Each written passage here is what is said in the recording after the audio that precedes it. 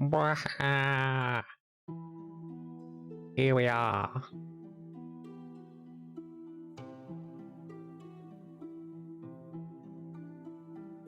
We are live. We are reading more Oceanfalls. Because why the fuck wouldn't we be? There we go.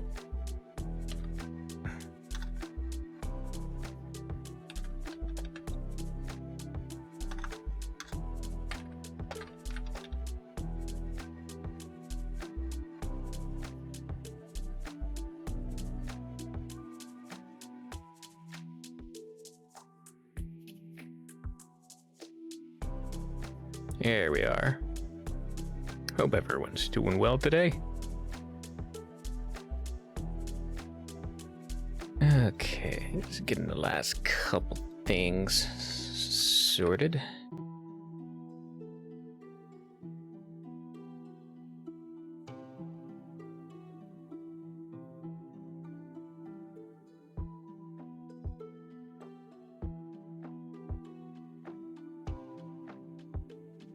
Here we are.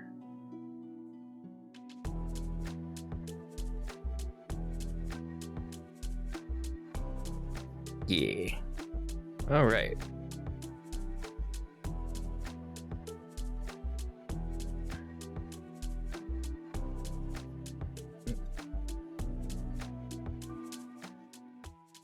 There we go.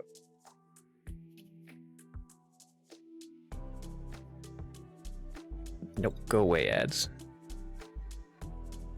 All right. So we shall begin. Why don't we? Pop. There we are. Yeah, I want to make it bigger.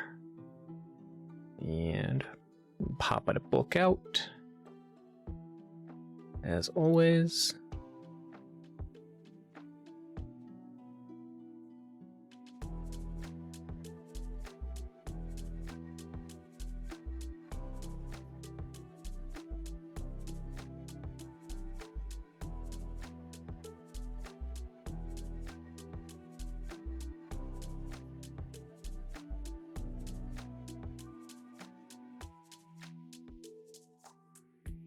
Alright.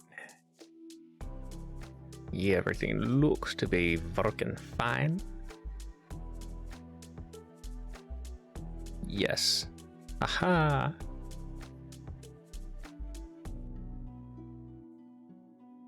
There we go. Alright, so last we left off, we just finished the previous chapter where they defeated Kaji in some kind of fight.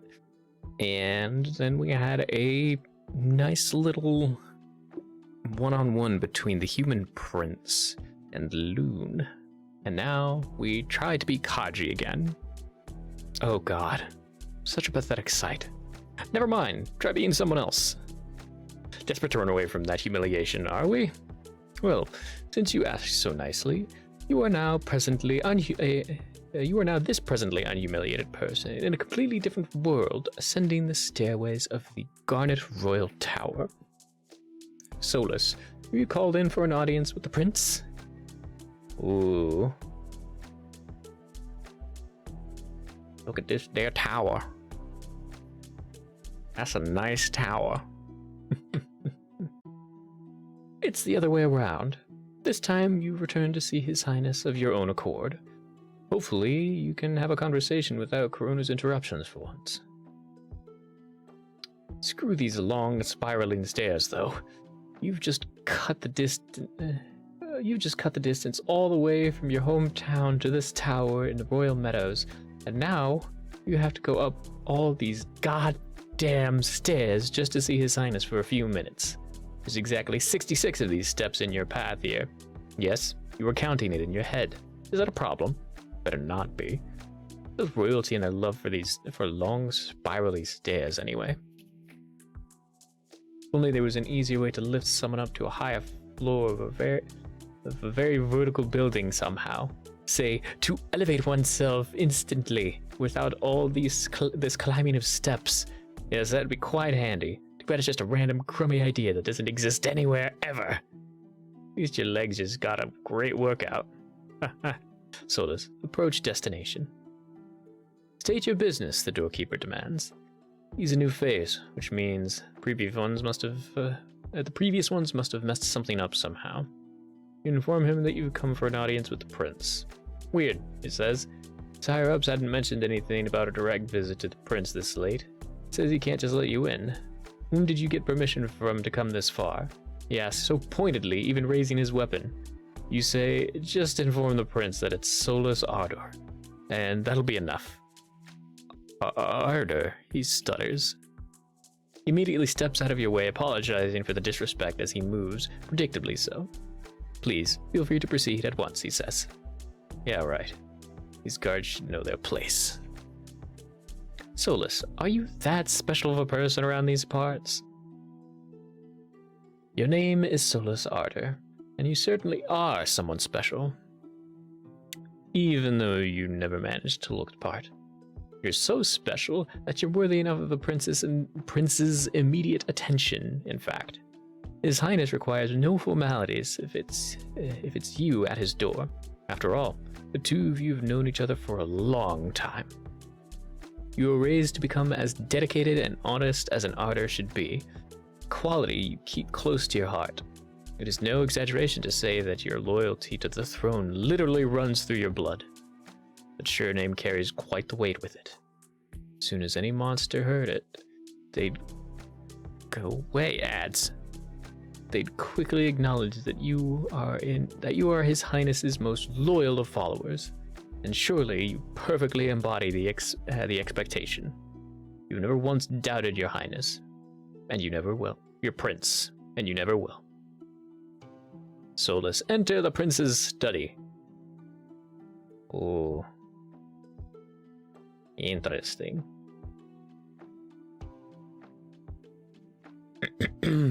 Okay, it's been a little bit. Greetings, your highness. Solus, finally. A face I'm happy to see. Thank you for not minding my intrusion at such late hours. How unusually courtly of you. What brought you back again so soon? Did you run away all quick using non-existent work as an excuse? That sentence is weird. Did you run away all quick using non-existent work as an excuse after all? Oh, okay, I see it. After all? No. I really did have something to do. I wouldn't neglect my duties nor lie about them. It's just, I wanted to have a serious discussion with your highness, if you'll allow it. A discussion? Hey! First of all, don't think I've forgotten your rude moodiness from before. You talked like work is more important than I am. Now you come crawling back like nothing's happened? I'm so mad to the point I won't be able to take your serious discussion seriously at this rate. What? You don't look sad at all. I'm sad on the inside. My heart is weeping right now, Solus. Can you hear it? I can. Fine, do you want me to say sorry? Oh my, Solus apologizing? Is the world coming to an end tonight? I sincerely am sorry for my past insolence, and, sorry about my impatience with Corona. Is that about it? You know how easily she gets on my nerves. Anything else you want me to say sorry for? Or is that enough? God, I hope it is. Sure, it's amusing enough to earn my forgiveness. Amusing? You must really be desperate to play along this far. So you're not sad, just messing with me? Corona's not here to hear your apology, though. That's too bad, isn't it? It's fine. I expected that. Like I said, I'm here to talk to your highness. Oh, I see. You there, leave us for a bit. Workers, leave? The workers protest the order. One says she's not done yet with her work here. The other says he's gotten started on his part as well. Yes, they say, they'd all rather finish it now than later. Otherwise, if delayed any more, it'd take time away from their mandated break. Wow. Do these fools know who they're disobeying so openly? Witnessing this much audaciousness out in the open disgusts you. You instinctively scowl in their faces. But at least it seems that they're quick to realize their mistake for some reason. Maybe it's because they saw the sheer condemnation in your eyes. Yeah, that's probably it. Any disobedient servant would flinch at clear disapproval coming from an exemplary guard such as yourself. Workers scurry out of the prince's spooky sight at once.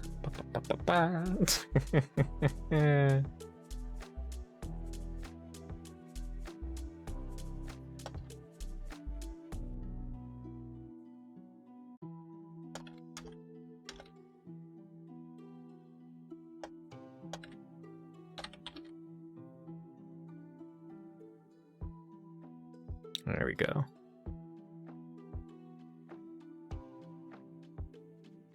So, where were we, Solus? Right, that can wait a little. Pardon the intrusion, but is everything here going all right, Your Highness? Of course it is. But those servants were... Oh, it's just that the loudest of them formerly served the previous prince. His influence is hard to wash off, you see. Sometimes they'll feel emboldened enough to buzz a little, but they know to always behave in the end. Alright, we've got 3 minutes, so pay it no mind. Still, Your Highness, you should not be allowed to even think about defying you for any reason. You never even mistreated any of Solus. That was an order. Don't overstep from your role into matters that don't concern you. Fine. I understand. You may speak freely about your concerns now. I'm especially curious to know why you return with such secrecy. Go on. What's troubling you? I had a question that Your Highness might have an answer for. Yes, as you said, you are an Ardor. Most honest and loyal to the throne. Anyone would acknowledge that you're one of the prince's best followers, if not the best.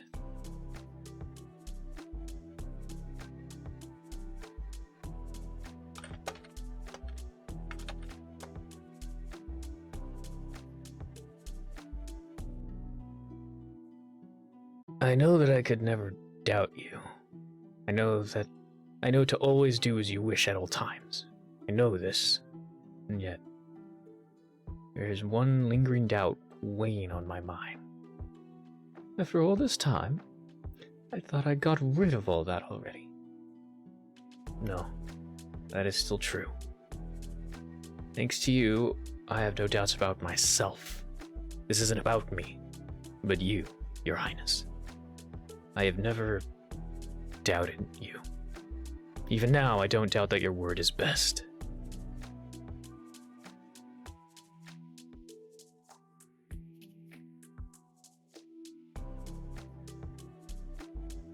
But anyone who acknowledges your loyalty would also agree that a loyal person should be kept close. But instead, this loyalty was punished, cast aside, and doubted. Once, twice. At this rate, just one more time, and it might never stop being an annoyance at the back of your mind. Come on, you can do this. Just be honest, as you always are. Solus, what troubles you? Earlier, when we were dealing with that mosquito, it's true that Kotori and Corona tried to deliver a false report at first, and I didn't stop them. Or rather, I couldn't stop them. What's this about, Solus? Did you come here to beg for my forgiveness, then? You don't need to do such a thing. No, it's not for that. Really? Then don't worry. We've already considered that little case closed. Well, I'm aware, but haven't we? You said that you had appointed spies on us. Did you really have to do that, Your Highness? Oh! Well, why not, Solus? Wasn't it what made your friends finally fess up? Friends, huh? I just wanted to tell you everything right away if I could, actually. And I was strongly against the whole thing from the beginning, too. I told them not to lie to your highness on such an important matter. But the rest of it was out of my hands. I see. So Solus didn't come to beg for forgiveness. But instead, Solus is here to betray his friends, even when I already forgave them. What? No! And ads. There we go.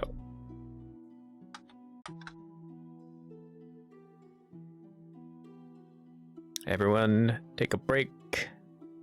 Get some water, get some food.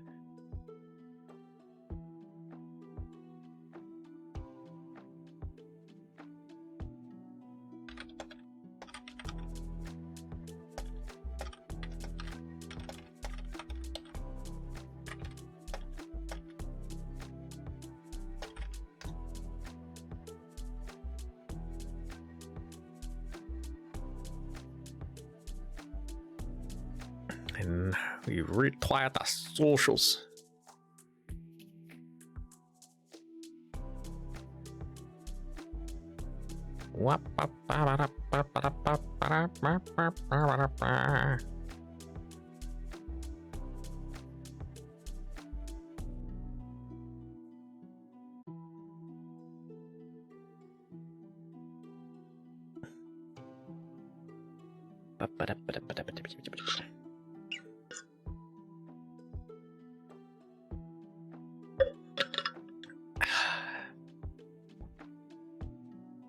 Delicious water.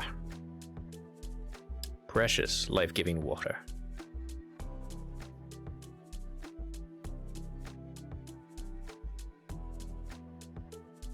We must wait to do the things. Because ads take time.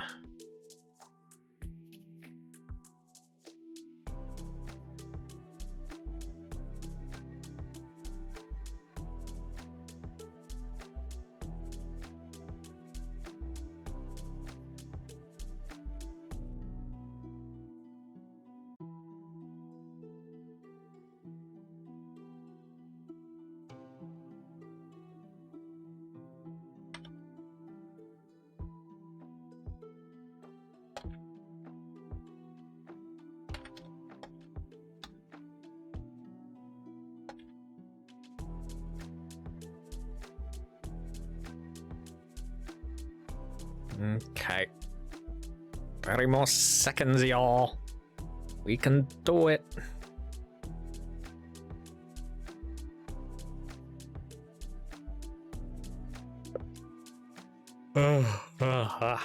Pardon me.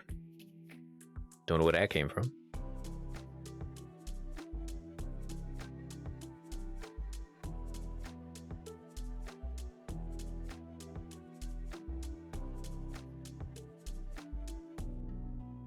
And welcome back, everybody who's stuck in ad hell. Apologies once again, as always.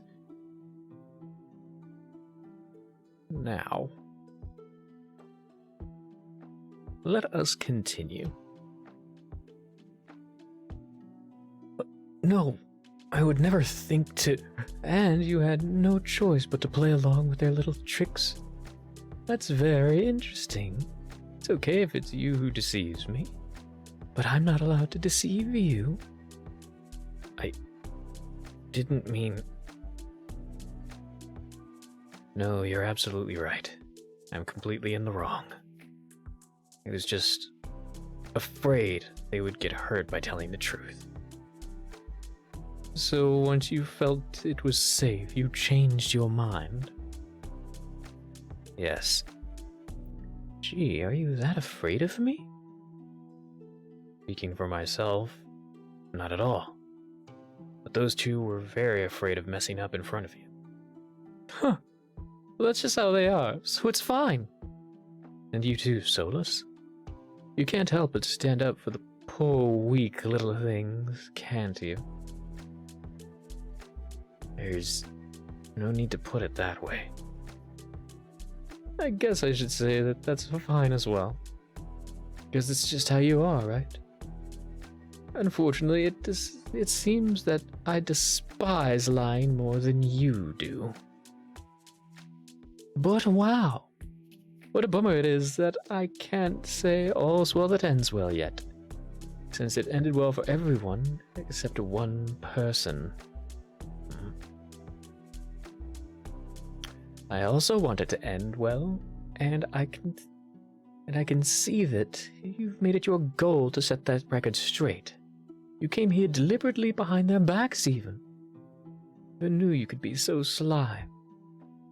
I wonder, do you think that I shouldn't have forgiven them? No, that's not it. Don't worry. Just tell me what's on your mind and we can just get rid of it. Yeah, maybe it's better to just be upfront. Seems like you've already lost any semblance of good faith anyway. You're different from those two, whose concern seems to end with just His Highness smiling and shooing them away. You know him best, after all. And unlike them, you actually care about maintaining his trust in you. Over the years, you've callously carried out so many shady tasks in the name of his trust, only to learn today that it's been eroded enough for His Highness to consider resorting to spies. I wonder just at what point did it start diminishing to reach this sad degree, all without your knowledge. Standing here, you feel that no apology could make up for what's already gone from his trust. If only you didn't get swept up into the pace of those two in the first place.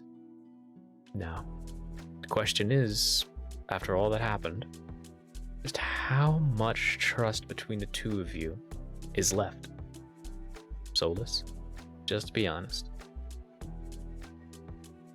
Please forgive me for being so frank in asking this, but Your Highness, you don't trust me anymore, do you? Even though I would still do anything you asked for without hesitation. I swear that I won't even let Kotori, Corona, or anyone else deter me again. But somehow, looks like I've messed up badly enough to lose years of trust in one night. Rapidly assembled words, you immediately go for the worst possible case imaginable. You confront the potential reality that there's no trust left between the two of you anymore. Since that's your worst fear, then it will be much easier if you could just get rid of it first and foremost. So, am I correct?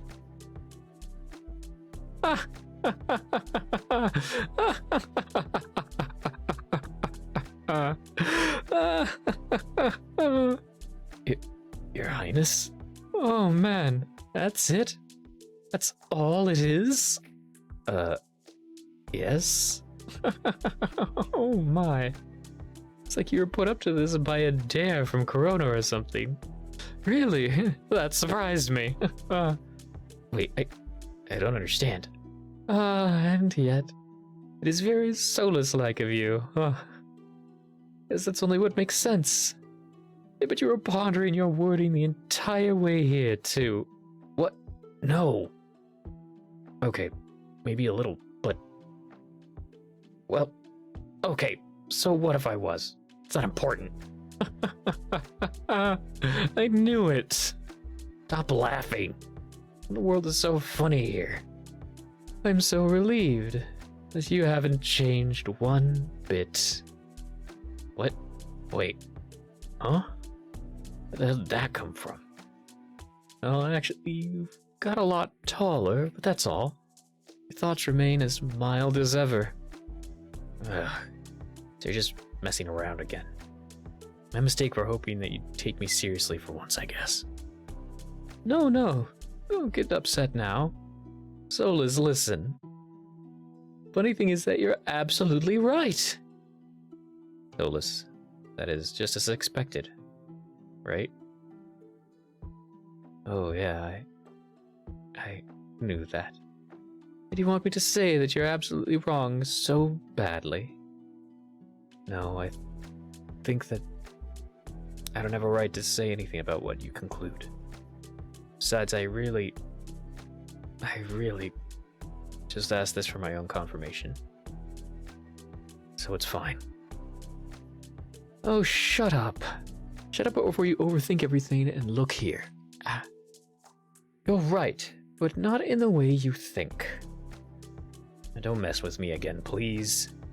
Honestly, I don't understand you anymore. Are you sure that you've ever understood me then? I just said, please spare me these exhausting mind games. That's just anyone can claim to understand, so don't worry about that.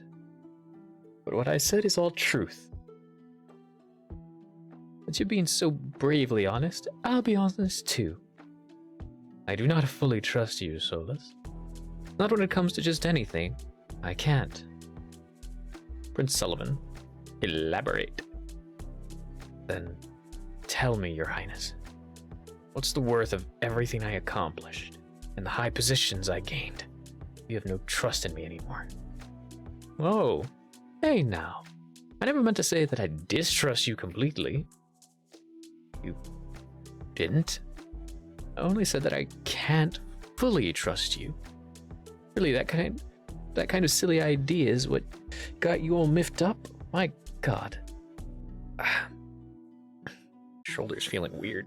1 second.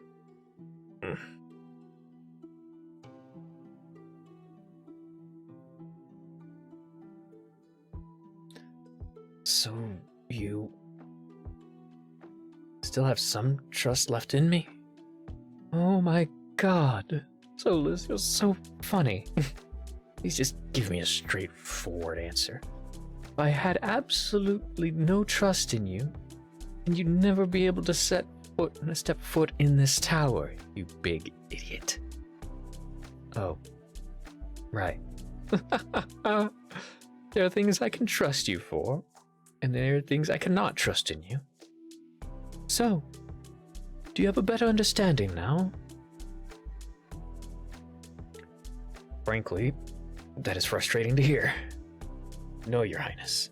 I really don't understand you anymore. I feel like I no longer know where I stand in your eyes. But I thought that, well, I guess I had a little bit of pride in being a good confidant of some sort, at least. But it looks like I was wrong about that, too. Oh, please don't pity me. Oh, Prince, look, just please explain if you can. After hearing this, I want to know just what I'm here for. Do I even have a role in this world you've built anymore? What? Of course you do.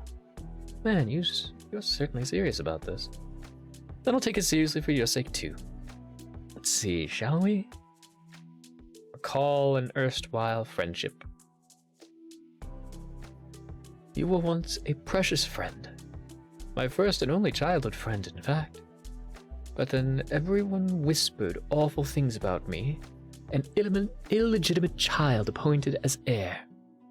Born to some insignificant scullery maid from an affair that left a blemish on the royal family's name. People were offended that such a person took the throne away from the legitimate heiress born to a distinguished princess. So they said insulting things every day.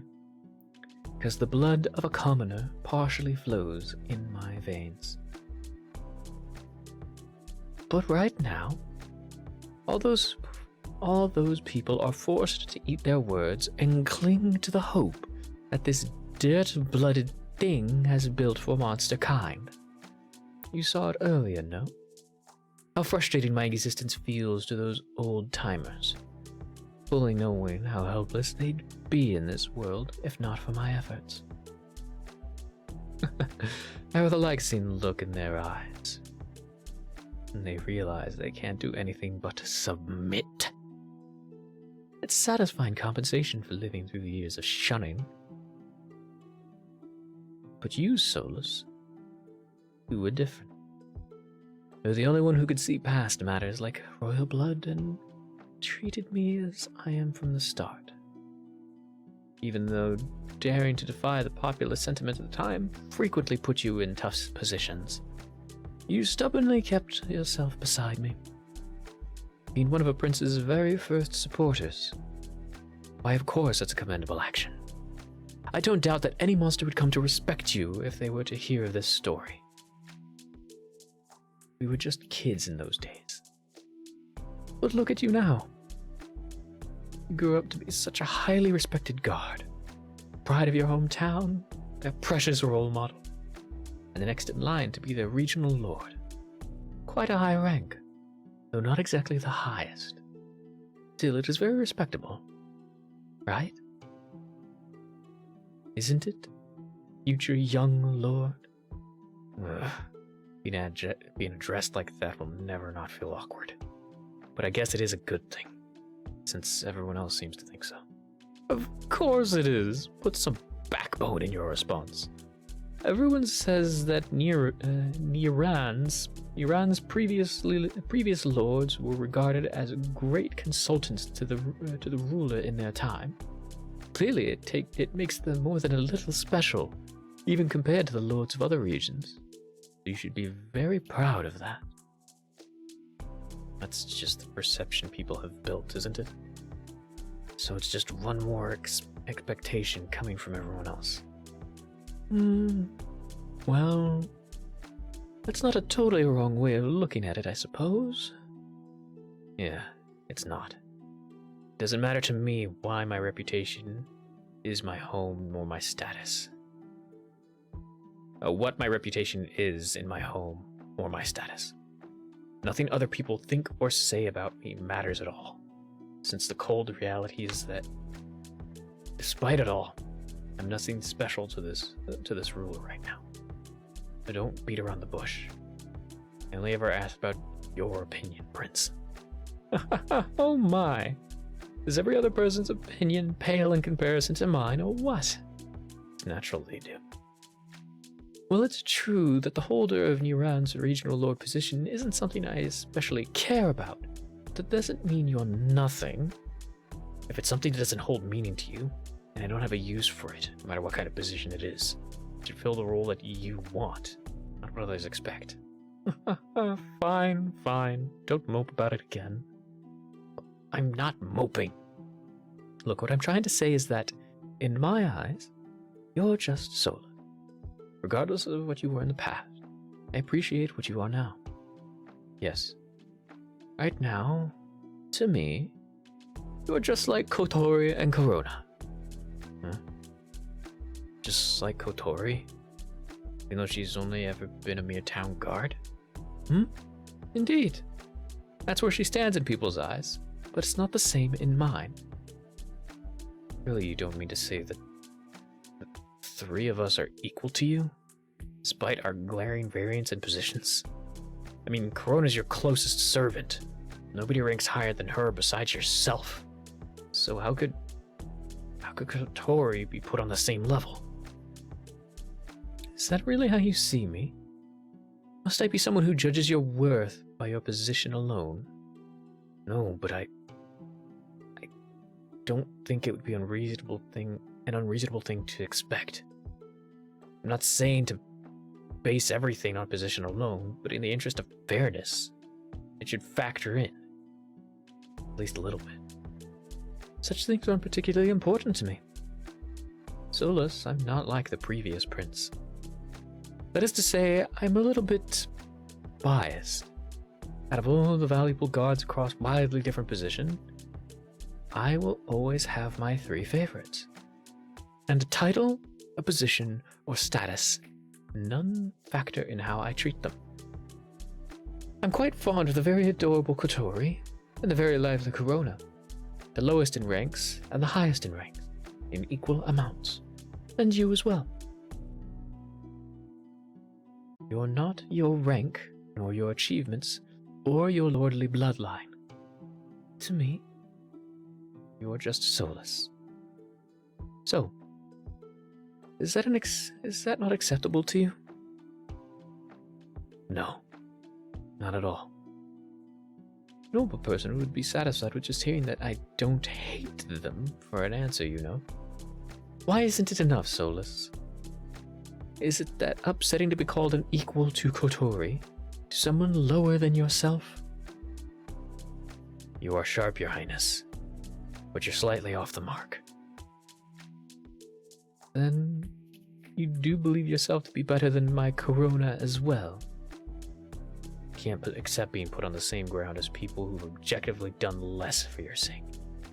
Less, you say? Know this, Solus. Kotori is far more dedicated than you are. What? Dedicated to what?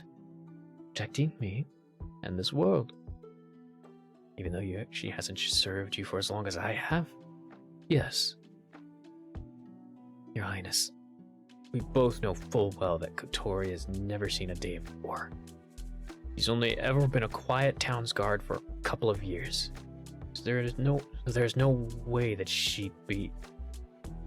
This is something I've personally confirmed myself, Solus. You can't believe in her dedication. Then do you also not believe my words? No. Of course. I don't doubt you. But this feels unfair. I see that mentioning her dedication came as a surprise. I suppose that you don't know her as well as you think you do. So don't look down on her. That's a final warning. Take it to heart. No way. There's no way any of that is true. Such an innocent person can't be more dedicated than you, whose hands were stained in so much blood just for the sake of this world and its ruler. There's also no way that His Highness's words would be false. Oh, that's right. Prince doesn't know that Kotori never got rid of the human she hid in secret. Naturally, no dedicated monster would protect a human to this extent. But you know all about it. She got off completely scot-free and got it covered up with even more lies. If you tell him the truth, right here and now, it would surely change his mind. So, did you understand me? Solus? What is it? You've gone eerily quiet. Solus, snitch. About Kotori. She,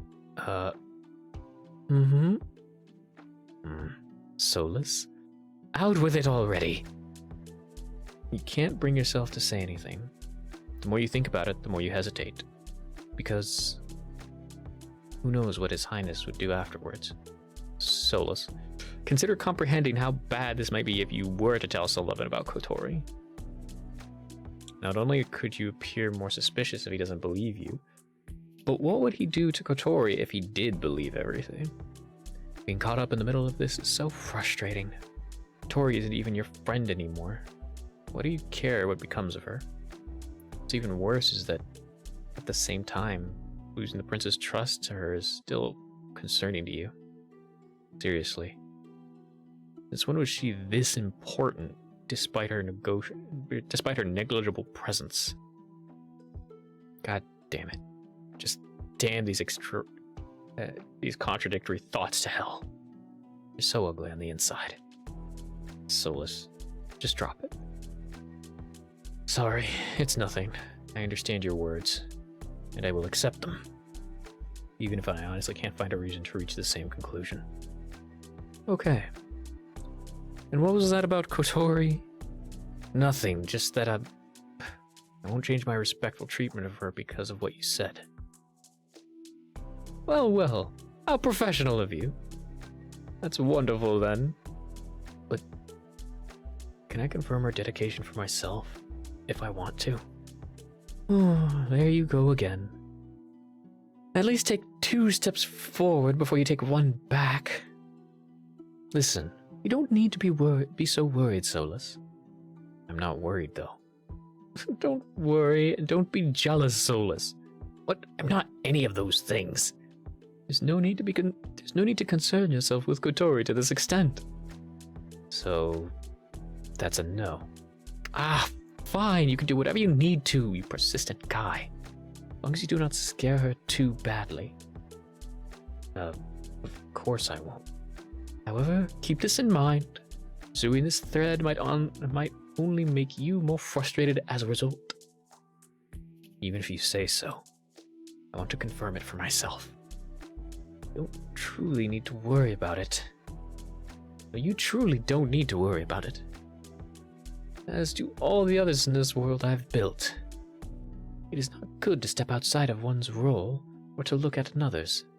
If you do that, you might begin to covet what you do not have a right to. Solus, one small act of false dedication isn't more significant than everything you have done. Therefore, Kotori must do lots of other things for the world, just like you. This won't matter in the long term. You do believe that if His Highness chose to place his hard-earned trust in Kotori this easily, then she must live up to it and truly prove herself worthy. However, he happens to be in a more difficult situation than you are. Kotori has no family, relatives, or close companions to turn to. Since the first day you've met, he's been all by herself. You once had that little friend group of Corona and yourself, but as soon as that and your relationship broke apart, he's done nothing but silently work for His Highness. So if the prince were to discard her as a result of learning the truth, then what would she have left? That's why you confirm that dedication for yourself, instead of doing something rash. For now, just to be fair to her, that's the only reason, and nothing else. In any case, casting further doubt about Kotori seems like it would only annoy His Highness even more. Best that you keep this to yourself. Fortunately, that has come at the shameful cost of keeping up the facade in front of His Highness. How annoying. It's like your soul wanes with each lie. Prince Sullivan. All this talking when Solus walked all the way here. Too much formality. Summon some refreshments. I swear there's no need to feel this tense. Oh, actually, do sit down and relax. Don't be this formal. Huh? Dare I forget my hospitalities to a guest? Let me make someone bring us some refreshments. No, there's no need to. You'll be leaving soon. Ah, you sure you can go already? Without even a little rest? Yeah, I'm fine.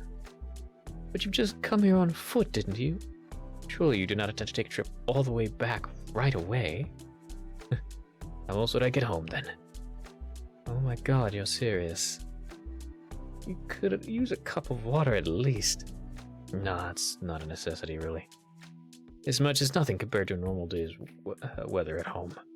Yeesh! True, Iran's weather is unforgiving. I can't imagine spending a day there, let alone living in it. Heat isn't so bad once you get used to it. It trains you to be this endurant, as you can see. Not bad, right? Oh, stop bragging, I'll pass. Bad for my royal fragile skin, after all. Oh, that's true. Anyway, if you insist, then I suppose I'll leave this be. However, now's my turn to insist on something. And I insist that you pick something up on your way out. Or at least get some cold water, got it? It's really fine, but sure, got it. Thank you for the concern, Your Highness. Solus, you are very honest. And despite the mistake you committed, you came here to swear that you won't even let friendships get in the way of your honesty again. You see, I happen to value this type of honesty more than any other. So I will trust that promise. That's your role in helping me give this world the bright future it truly deserves, and yours alone. Take care that you do not break your promise. If I see the opposite, I can't say that I'll ever be able to believe you again. Yeah, I do know what I'm good for. That's that only I can do. I'm more concerned about what you don't trust in me. What are you asking me to tell you? Yeah. Solus, think before you speak. Telling someone what you don't trust them for is a suicidal move. Huh. Surely that kind of extreme outcome doesn't apply to me, right? Well, I don't want you to leave my side, so I cannot tell you. Let's leave it at that. Never even think to do such a thing. Really something that bad, Your Highness? Maybe, maybe not. You tell me that I could work on improving that dubious part of myself. Then your worries would be put to rest. No, that's out of the question. Either it will never be an issue, or you'll find out what it is for yourself. Personally, I prefer the former. Fine. I don't know how you can smile while saying something so alarming. Just let this go, Solus, and everything will be all fine. You accidentally dared to respond all friendly to the prince back there without realizing it. Even though in the end, all you'll receive in return are these alarming reminders of where you currently stand. All deservedly so, of course. But a stupid mistake to make after all these years. Thank God His Highness chooses to not point out your impudence directly. Prince, offer. Oof. Solus, as long as you keep that promise, it will be fine. You really don't have to think about useless questions or have any doubts. Just think of how you can perform your role perfectly. All you need to do is keep that honesty of yours the same. So, would you please stay that way for me?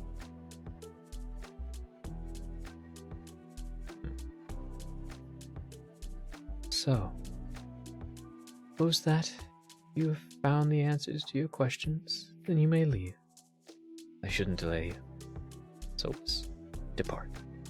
Yes, pardon me. I'm the one who kept you for far too long. Thank you for your time, Your Highness. You don't have to be so formal, really. In this world, some people follow the throne, not who sits on it. The Ardors are raised to do such a thing, but you're one hell of an outlier. There's only one prince who should rule from atop this world's throne, and you'll only ever follow him. But as you are now, you have no right to shake his hand. You've still got a long way to go until you're that worthy. No matter what it takes, you have to attain His Highness's complete trust, as he continues giving it to someone undeserving. Someone who's not going to be as serious about it as you are. Someone like, perfect example, Bargin. Prince, I'm back! Like your former friends. Good God, what timing. Wasn't there supposed to be a guard by the door? Damn it, lady. Sullivan. Hey, look, it's your royal guard leader, we're guard leader fella. Sullivan. Wasn't there a guard meant to mind the gate, Your Highness? Oh, well, nobody can say no to my favorite winged, you know? Doorkeeper. Try to mind the gate. Ma'am, please stop. Prince will have my head if you just barge in. Usher, for the last time. Don't tell the top dog what to do. I'm not trying to do that. What are you trying? I just brutally beat up 2 people today. Are you trying to get beaten up too? What? No. Do you want me to give you deadly noogie that badly? Huh? No, not at all. I really will do it and embarrass you in front of everyone out there. Don't test me, dumbass. If you threaten all that, you still can't go in. I'll twist your arm backwards if you don't quit it. Ma'am, please listen. Be the loud winged. You are now the loud winged. Hold on. This is the one you meant, right? Well, you are now this guy. Waking nightmares surrounds you in the form of rude, bickering, law-breaking kids. But you're too immersed in a dream to notice it. Not this winged, the brown-haired one. Oh, brown hair. You meant this one, right? Well, you are now this one, and you've just taken over a pirate ship.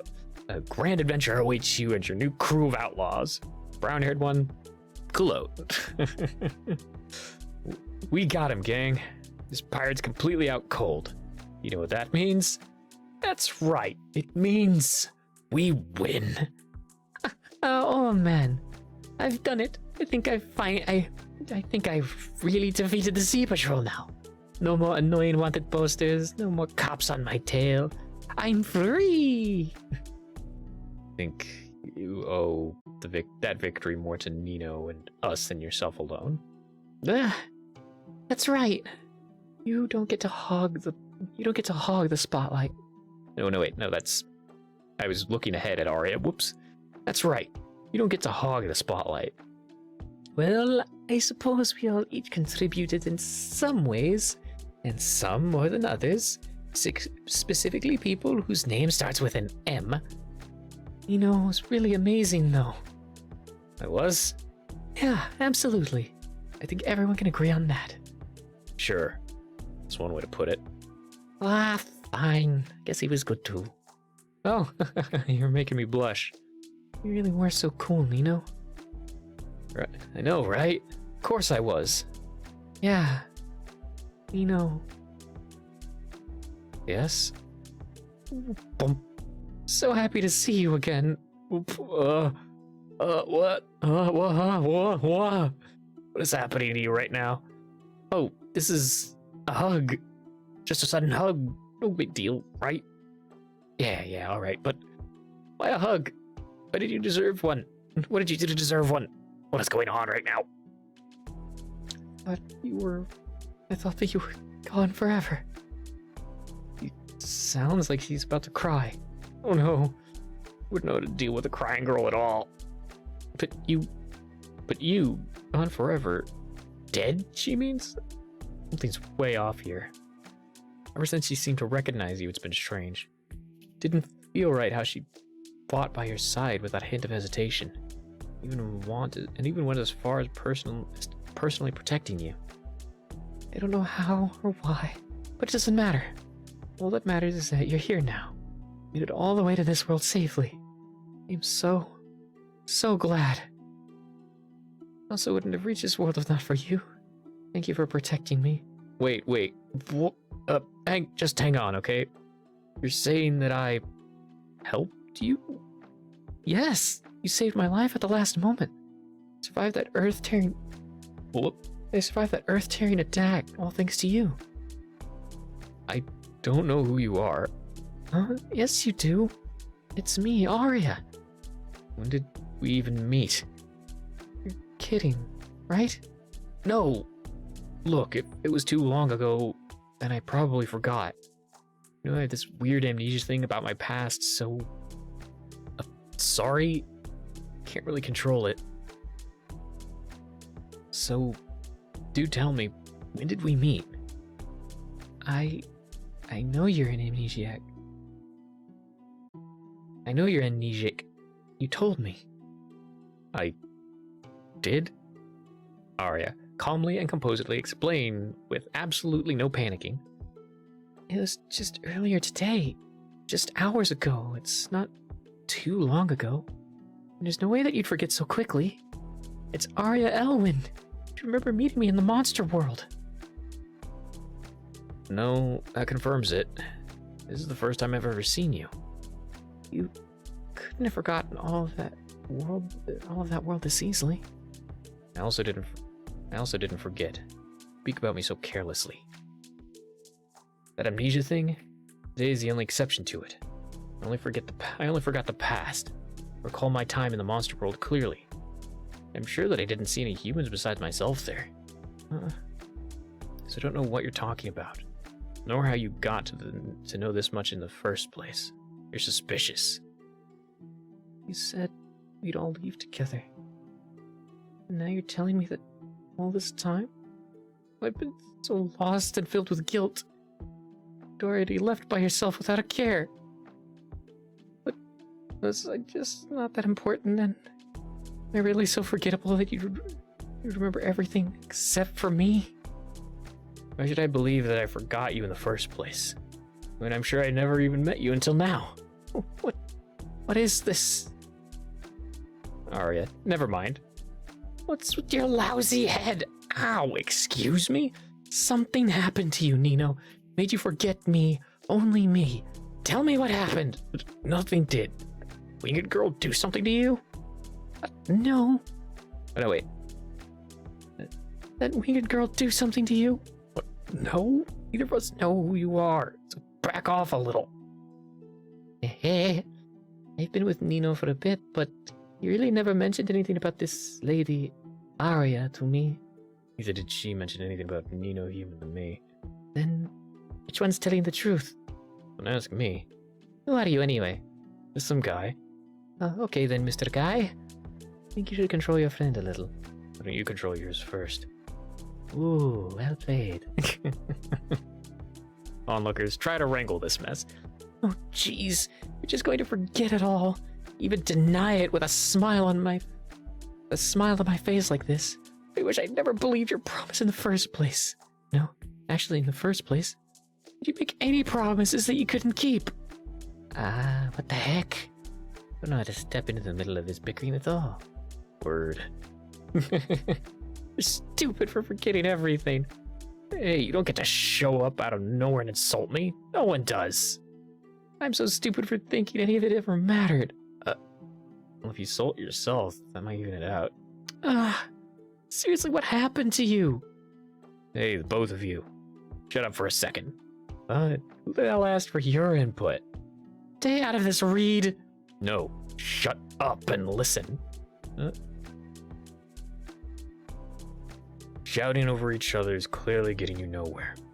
I've already admitted to forgetting things, Nino. And isn't it possible that you've just forgotten this too? No, that's out of the question. I don't believe Arya is lying here. Huh? Reed. Because she's really horrible at lying. Reed. Trust me, you'll be able to tell right away if she did try to lie. Kind of astonishing how bad she's at it, really. Reed. So, as an outsider, I'm more inclined to believe that maybe you did just forget a whole person somehow. No, Getting today is just not possible. Doesn't matter who it is. And why is that? It's just not matching up with what I very clearly do remember. Well, harder than me, but we all know about you forgetting things. But is what you remember also reliable? Of course it is. Why wouldn't it be? What are you telling me to believe in if not my own memories? I don't doubt what you say here, Nino. Can you tell us what you remember about the monster world? Rack your memory to the absolute best you can. Do it.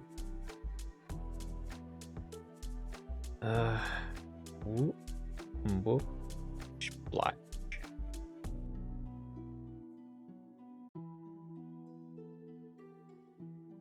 Oh, this is interesting. You woke up to face a desolate adventure. First, you were nearly arrested by a monster girl, short red-haired guard.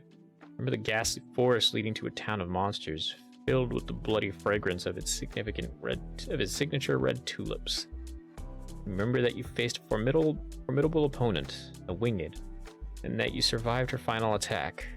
And finally, you found that rift with a familiar light that beckoned you back into your world. But most of all, you remember that you were alone. It was a perilous yet lonely journey. You were always alone, without anyone or anything to worry about.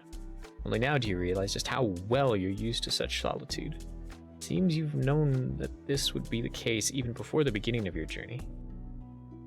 But the head count here sure has dramatically increased, hasn't it? Arya, hey, it might not be the best time, but can we ponder a bit about where Five and Ludwig are? And how are they? Oh, what is this? Remember everything except for me? No, not just me. Five as well? You don't remember Five, do you? Oh my god. I'm supposed to know that kid too? And Ludwig? What a pain. That weirdly named kid is still looking around the ship with the dog. Well, the sights here are really fresh for both of them. Not sure how you plan to break the news to her that when she's that happy. Especially since she seemed really fond of Nino. If he just remembers, then there wouldn't be a need for all that trouble. Come on. If you think about it harder, I'm sure at least I should pop up there. You recall Kotori, so why not me? Don't give me that look. I told you everything I remember. What more do you want, lady? I want to hear about the part with the maid robbery again. Wasn't talking to you, lady. And the part with the winged sounds really cool. I prefer if you didn't praise someone who threatened my life. That's it, May. It's exactly it. Do you want to hear about the maid part too? No, I mean that. If you think about it more, you realize why it makes no sense. How did a human get through Red Tulip alive if it's a monster town? Did you realize that someone must have helped you pass through it? That's the hole in your memories. It's me. Everything does check out after all. Wait, what? It does? I don't get it. Why? It's her ability. May, I can use illusions. With them I can disguise the appearance of myself or others. Oh, what? Sounds cool. That's how I was able to live in the monster world for so long. We took on the appearance of a monster. I see. Very cool. Mystery I never knew about. It's got solved, I guess. Do you get it now? I'm the only one who could help you get safely through the monster world. Oh. So when I entered that Red Tulip place, I was disguised as... Well, what's wrong? Nothing. My head hurts a little. It's fine. Oh, does that mean you're getting closer to remembering for real? Question everything. That was a lie. It hurts a lot. The more you try to think about what Arya said, the worse it feels. This pain is piercing. Questioning things isn't helping calm it down. Logically speaking, the scenario Arya presents seems sound, even though it holds unfortunate implications for the trust you had in your own memories. And the more she talks about it, the more... No, it's fine. You can't let it show on your face. Wait. I think it's fine to stop here. Oh, why? Don't want to strain Nino's brain too much. What? He looks sort of worn out from this. Seems normal to me. Well, you said your head hurts, Nino. Is it that bad? Oh, no. It's fine. Nothing I can't handle. You seem strained to me. I said I'm okay. In that case, I feel like you're actually getting any closer to remembering anything, like May says? Honestly, no. Sorry. I see. It's fine then. I shouldn't hold us up like this anymore. Hey, you're gonna let it go that easily? Weren't you so desperate for this just seconds ago? I know. I still am. I want Nino to remember me, but looking like we can't force something like this, can we? So, Nino, you can't control what you forget. You can't just ask the impossible out of you. So thank you for trying. Hey, don't try to manipulate me by looking so sad. It won't work. What? I'm not doing anything. This is my normal face. Stop looking so sad. Just don't remember the things you're telling me. That's all. I'm not going to be upset with you or anything like that. And I shouldn't have snapped at first. That won't happen again, okay? Maybe with time, something will come back to me. But don't fully count on it, okay? If you say so. Let's deal with the things around us right now. Focus on these things which I can remember best instead. Like this beautiful outcome of our battle. Yes! Honorable thanks go out to the best kitty cat in the entire world. Boyfriend. Reed. She scarred that thing for life, didn't she? Trying to cheer her up in his own way or something? Or rather than that, maybe he's just clearing up this awkward air you've caused for everyone else. Who knows anymore? You guess you'll just have to silently accept this all alone. After all, you can't put a damper on everyone's fun. How frustrating. Reed, something's up with this person. Just a sec, you. I'm wondering this for a while now. I'm just going to be up front here. Are you with the Royal Guards? Huh? Me? Nino's a guard?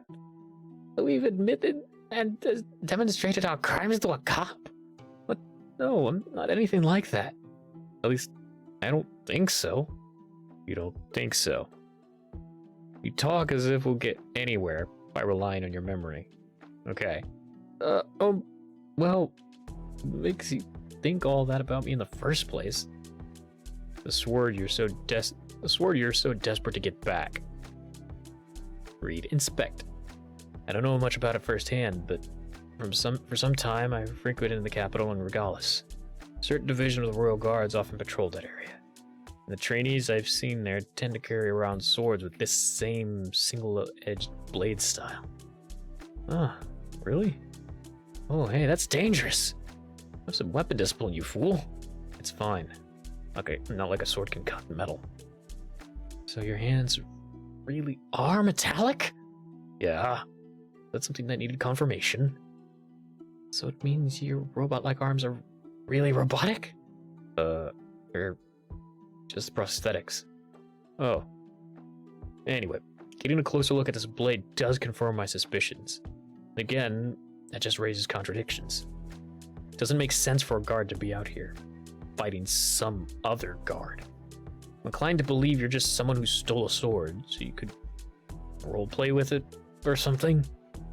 What? No flippin' way he's right about any of that. Shut up. That's the most offensive thing I've ever heard. Never do something that lame. Uh-huh. Paragon of coolness right here. And if there's one thing I'm sure of, that this isn't mine, okay?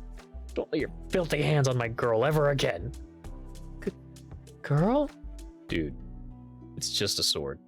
So sorry, my precious baby. Don't let anyone take you from my iron grip ever again. Ew, gross. That's a sword, dude.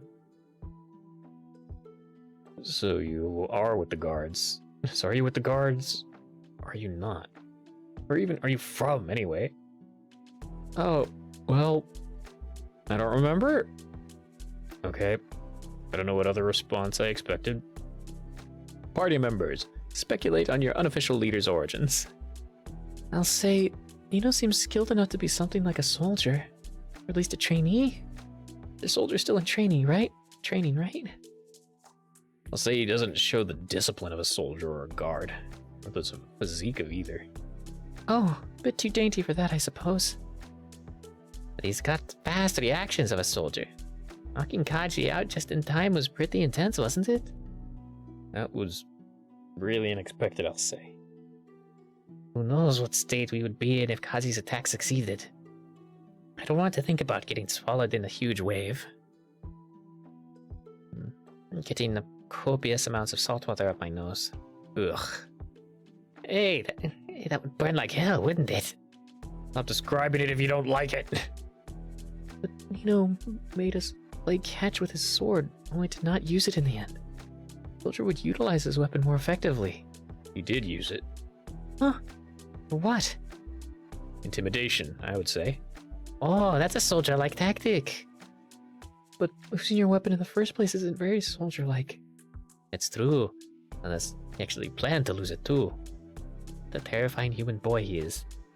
That's the stupidest possibility I've ever heard. I can't tell if you're giving him too much credit or insulting him here.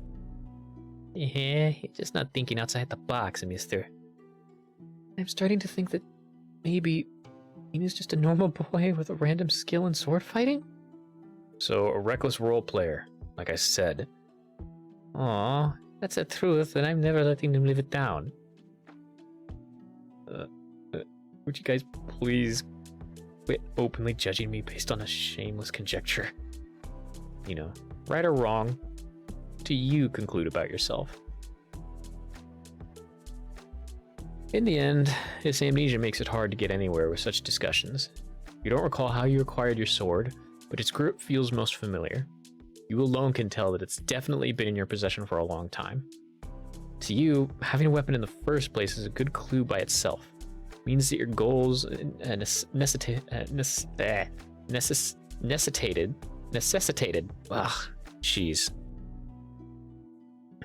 a tool for self-defense, and maybe for uses further beyond. Additionally, it implies you were confident enough that this is the only thing you'd need on your journey. No additional equipment required. Strangely enough, as the three continue to talk amongst themselves about your possible origins, felt rather offended. It is the same feeling you got with Arya questioning your memory, that it is a very invasive act, and that it is so very pitiful of you to end up in such a state. Frankly, that's a major annoyance. You should be far above such treatment. You're not going to be the needy one here. You have to get those memories back as soon as possible. But for now, scroll. They're on a boat. Yeah, that's a boat, all right.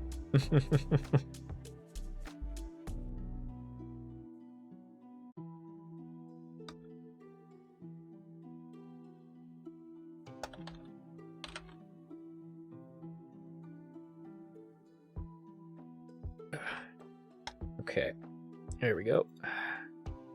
Let's check to see how long we have. Okay, we've got like 7 minutes. Your concern is with this, loud-winged. You've been thinking about how you're going to get back to shore with your safety intact. Together, you all deduced that your best bet is in righting the ship, of course. However, letting May take the reins of sailing anything again sounds far too dangerous.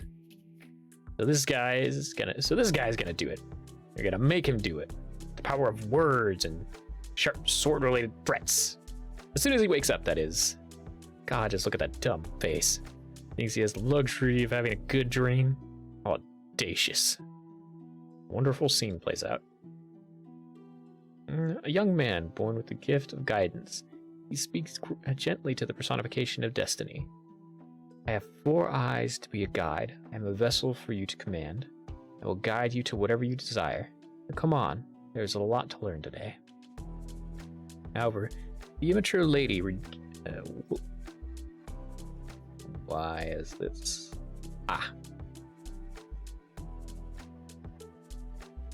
However, the immature lady rejects boundless knowledge and eternal enlightenment.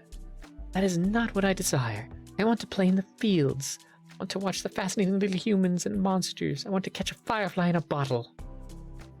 But work is important. Too. I know that. I must not let everyone down. I must learn to be a queen and unite my people. I must gain power. I do not want to do any of it right now. It's too boring to think about. You are a strange girl. Perhaps disliking responsibility is normal at this age? Then it makes me normal. You are the strange one, Kaji.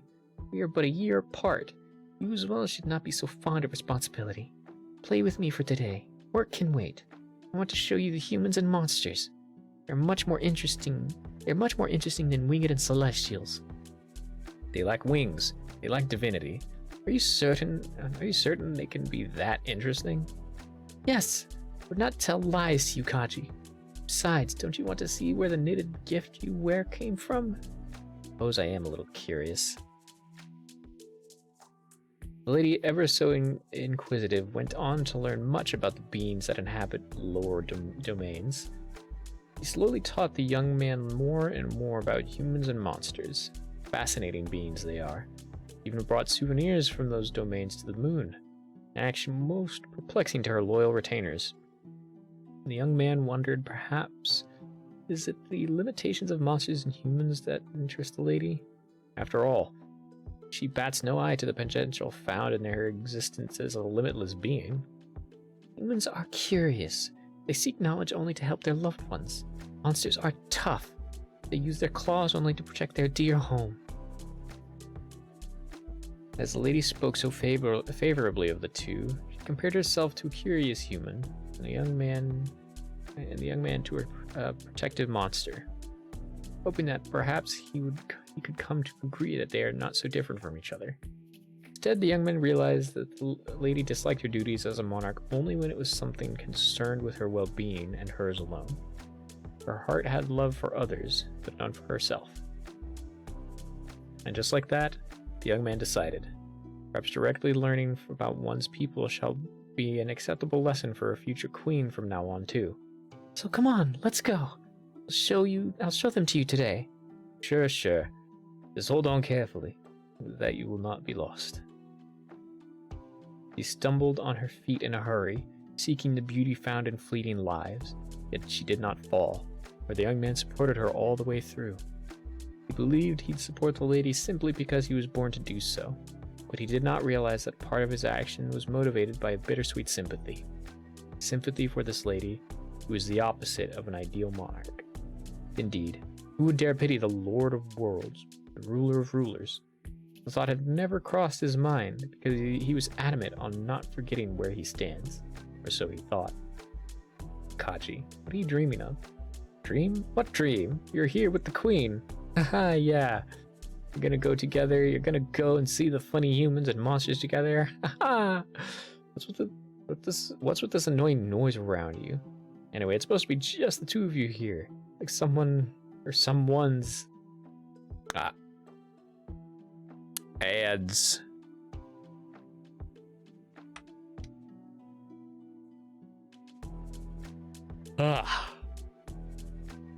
Everybody get up, crack your bones if you need to. Get something to drink, some food if you need to.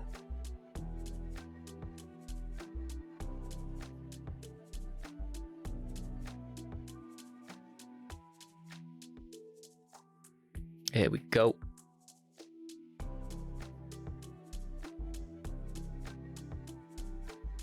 And now we wait. We wait and wait and wait, because we've got it.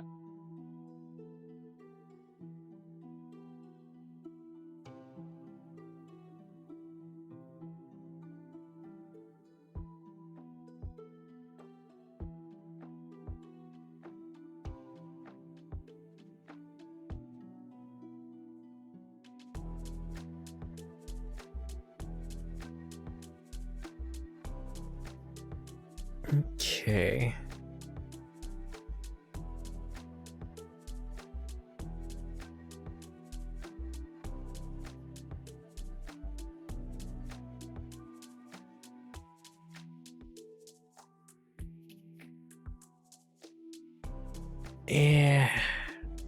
Yeah, 2 more minutes. Well, minute and 20 seconds to be precise.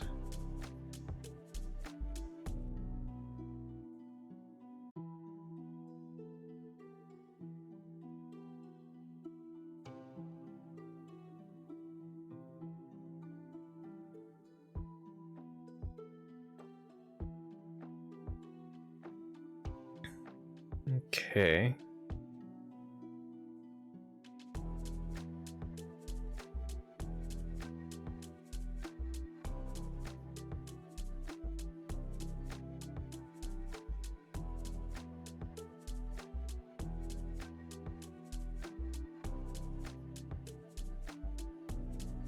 Yeah.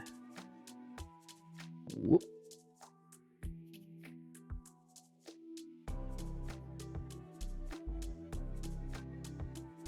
There we go.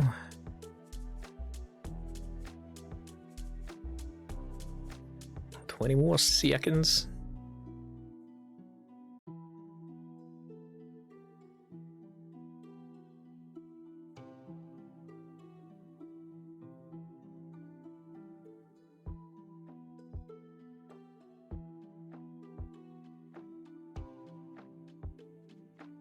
And we're back.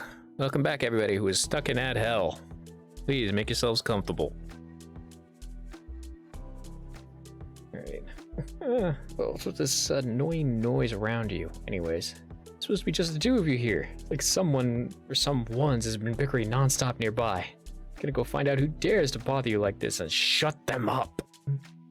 Kaji, open your eyes. Hey, look, a human. Why does he look so familiar? Wait, where are you? This isn't home. Why can't you move? Kaji, look down. Wah! What the gosh done? Oh, he's awake. See, idiots, he's not dead. No one thought that except for Arya. Just because he wasn't moving for so long. He's dumb, but not dumb enough to die from a kick miss. Oh God, that's right. It's all coming back now. Everything. All of it painfully so. Bunch of kids beat you up in a fight.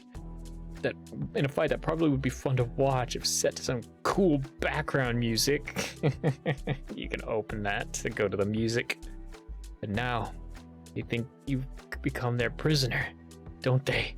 Smug expressions tell it all. Why, this is all so backwards. What kind of cop goes to his own jail, held by his own ropes? Oh, in hell, that's gonna be you. You know, don't get bullheaded. Shouldn't you be a bit more cautious? You are being cautious, aren't you? We've already confirmed that the ship is totally empty. Indeed. Not a soul here besides the captain himself, who was successfully beaten by you earlier. The first thing you checked for. Just look at how pathetically helpless he is in this state. Nothing to be worried about. Nothing to be worrying about when you've got him surrounded. Say you're as cautious as is appropriate for the situation. It's going to be so easy getting your way here. Rise and shine, Captain Loser. Give me a hell of a time, but you know, but now, look at you. Anything to say for yourself? Better start with an apology, because that's what I need to hear. Where's my scarf? Hey, I said apologize. Is he wearing a scarf? It's some red thing that looks like a filthy piece of cloth. I bet he dropped it back there. Oh no, I hope it didn't get dirty. Even dirtier, you mean? You guys don't actually need to entertain this nonsense, you know? Kaji. Okay, precious thing. You mean this thing? Yes, that's mine. Hand it over. Whoa, hey, what do you think you're doing with my boyfriend? He's not the criminal. Don't just hand him over. You meant the knitted cloth, not your what friend? Meow. Oh, come on, you dumb pirate. You're so out of it that this is what you're worried about? It's important. Just give me it, you bastards. Oh, fine, here you go. Ow. Now apologize. Bad chance, kid. Hey, do you not realize what kind of situation you're in? We're merciful enough to spare your life. You should be at least a little bit scared right now. Why? You said so? Precisely. Don't waste my precious time here. I think you're wasting everyone's time more, Nino. Yeah. Don't bother being entitled to apologies or whatever. Instead, let's get right to the point, shall we? Leave this to the professionals. What? Ow! Hi, hello, Kaji. This ship's your precious baby, isn't it? Don't want anything to happen to it, right? What you getting at, thief? Oh, absolutely nothing bad. But here is an idea. Why don't you sail us back to safe land and let us go there? Everyone agreed that's what's for the best. Who the hell is everyone? Us four! All except for you, you're not included. You don't get the choice, matey. So, I just woke up, and you're threatening me by holding my ship hostage. Oh my word, threatening? Such barbaric language. Disc. You're just asking for a simple request. That, if not fulfilled, might cause some ship around here to get a couple holes kicked into it. How dare you threaten my precious Argo Navis? My floorboards are so delicate. You heartless thing. Oh, well, I kind of understand how he feels. Dude, don't say that. Hey, don't be so mean. Feel bad for him. Not being mean. It's called a negotiation, Arya. We talk to him instead, okay? What? But... Mr. Kaji. But now it's another one. You'll forgive us, right? You don't mean any harm. We're not doing it. Not gonna do anything to your ship either. Wow, come on. Be nice doesn't work with this guy, Arya. But how would you know when you haven't tried, mate? I'm sure that he could come to understand. Mister, we're just trying to get back to this world safely. Normal humans like us shouldn't pose any danger here. I mean, it's our world. So there's no need to think of us as a threat. To put us in jail. Should be fine to let some harmless humans off the hook, right? Wow. First of all, you're way too close for me comfort. Would you give me some room to breathe? Oh, sorry. Second of all, it's just the law, lady. But that's so unfair. You think I was in the monster world by choice? Trapped against my will there for so long. I finally, just when I thought I could leave. Say it's wrong for me to take that chance? Whoa, back off. How could you be so heartless? Calm down. When the war ended, see the barriers forming? I did. Saw it rising slowly as it trapped me. many others in the world that wasn't our own. That isn't our own. So for the crime of being in the wrong place at the wrong time, well, what monsters do to humans stuck in that world? They K-word them. What's the K word? It rhymes with ill. Kill. I was trying not to say something so violent here. No, it's not a big deal. Shouldn't hide the unfortunate reality. Hey, Mona, what a dumb plan. Look, come on. This is a waste of time. Shh, May, be quiet. What? You serious, Nino? Being nice is obviously not gonna work. There's better chances than insulting him directly to his face. Hey, don't criticize me if you haven't even tried, Reed. I'm willingly sitting this one out. I'm not good with words. Doesn't look like you are either. So you're welcome to do just the same. Since that's Arya, since what Arya is doing is fine. Would you have that much faith in someone you barely know? Faith? No, not at all. It's just a logical conclusion. Seen enough to tell that this is just fine. But the way Arya felt as someone who lived in a world that wasn't her own. Kaji probably feels the same as winged among humans. So an emotional approach from that angle is a possible option. Oh, I was thinking it might even be the way you feel in this world too. Me? No, not at all. I mean, I don't really understand anyways, so... That's fine, then. That's fine then. You don't have to. Constructing words heartfelt enough to tide Kaji over is not something you're capable of. However, Arya is, even though she's not doing it on purpose. Just by speaking her honest thoughts from what she's lived, she's said things that would surely resonate with an outcast like this guy. You're forced to admit she may be the perfect person for this kind of negotiation, after all. And yes, none of what she says resonates with you at all. Not one bit. So fine, whatever, you can sit it out. You will do just that. As long as you still have your uses, even if you can't handle this specific problem. Right.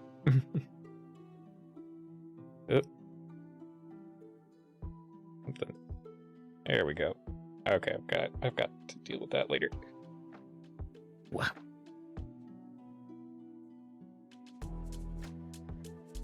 Whoop. There we go. Kind of situation. Alright, continue completely unintentional emotional persuasion plan. But yes, Mr. Kaji, the pirate angel. It's just Kaji. All I wanted was to find my way home, to the right place in the world. Is that really so unforgivable? Look, spare me the teal for display. I'm just trying to keep things peaceful, as is my job here.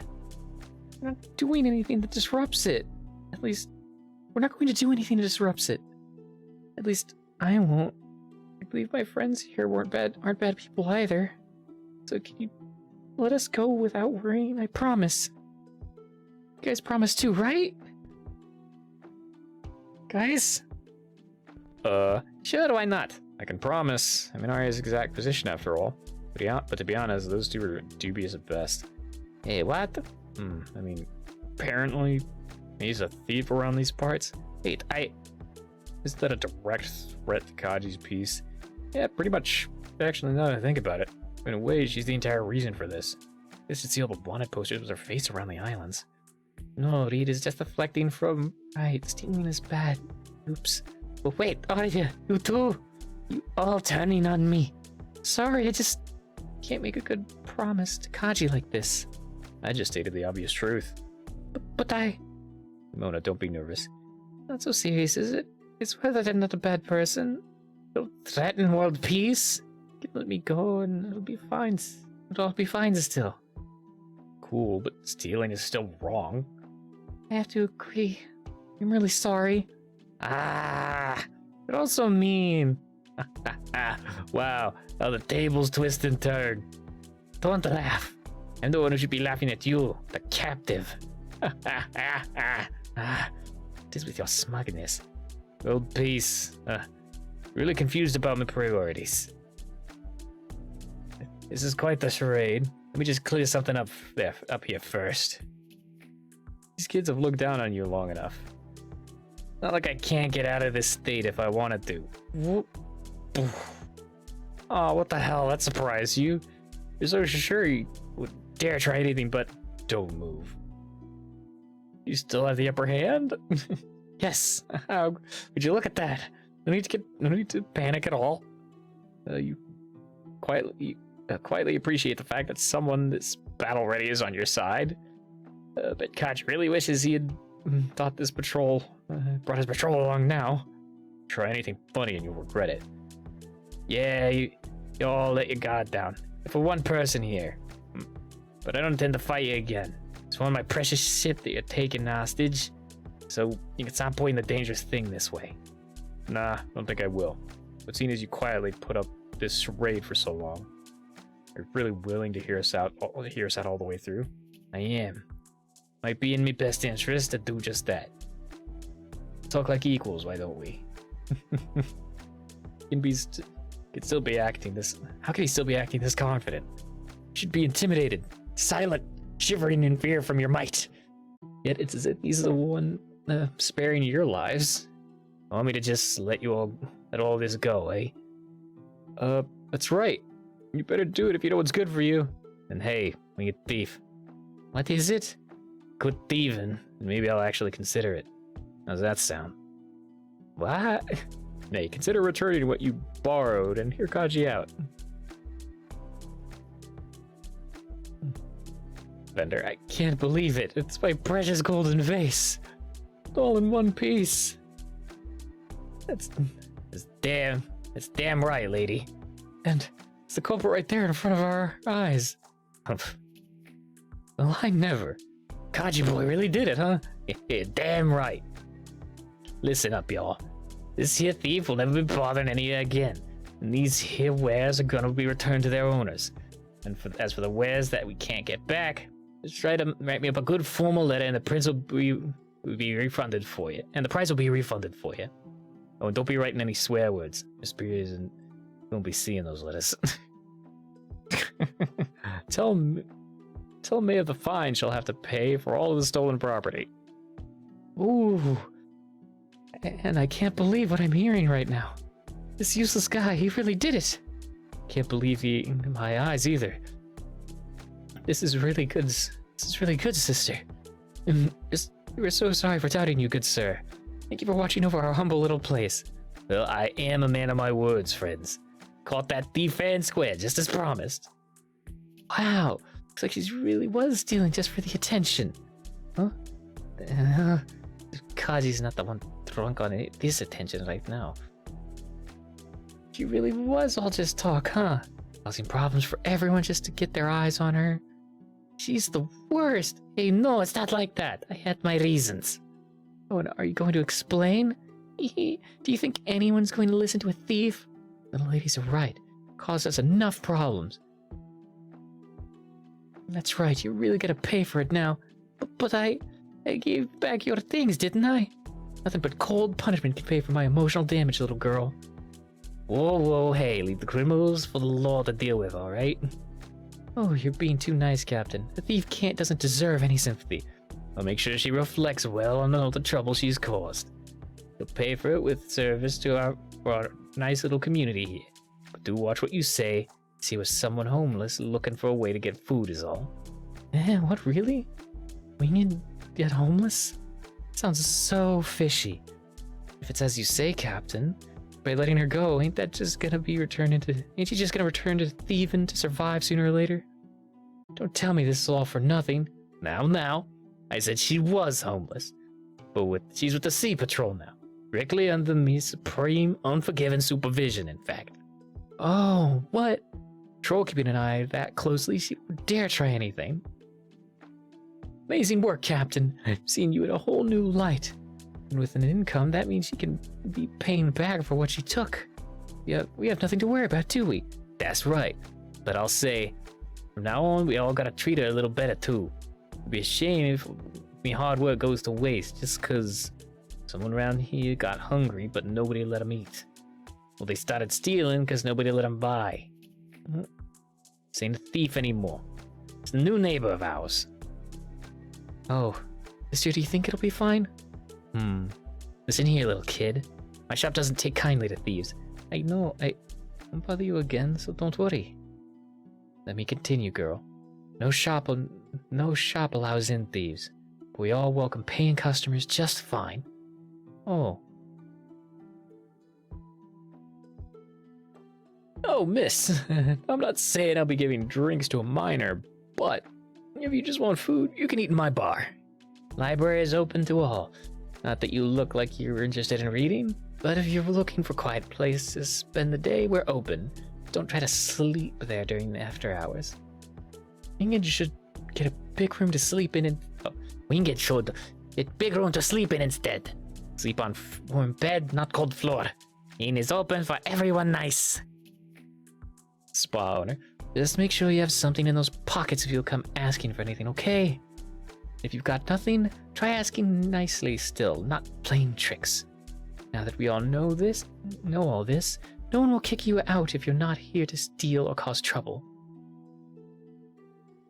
Oh, you got that clear?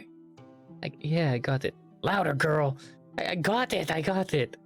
There you go. That's a better attitude for someone living on Icicle Bay. Observe man Kaji. See, it ain't all bad, is it? Sneaky guy, which is using me to boost your popularity. Hey, this is a nice bonus for me. And it worked out just great. Thanks for your cooperation, Maimona. You owe me one for that, boss. So that's how it is now. Everyone is saying that the captain is being way too nice to a thief. That seems to only improve his reputation further. He knew exactly what he was doing here. Under the pretense of reflecting on wrongdoings and paying back, May has received a new job with the Sea Patrol and a home on Icicle Bay a while ago. Before Kaji agreed to sail you all there, the two of them struck this deal. Allowed you all to receive full pardon, so to speak. May girl, tell me, why were you stealing? See, I don't really care about some grand thing like world peace. I care more about these islands and this sea. So, I can look the other way for people wanting a place that accepts them. I can understand that feeling. But the way things are, thief is a threat to me Icicle Bay. Can't feel good letting y'all go unless I really got nothing to worry about. May be honest. Well, you guys are too mean. First of all, you should all stop saying I'm a bad person. Give him a reason to, then. Must have something, if you're being so insistent. Why were you stealing, May? Look, I don't just take anything. Doing it only because I had to, okay? Of course some puny humans like you wouldn't understand. Wow, that's uncalled for. I can't not steal because if I don't, then boyfriend can't eat. And I can't eat either. I can't live without food. And you guys literally cannot refute this. Oh, wow. Your reasoning is like a child's. Don't be that way, Nino.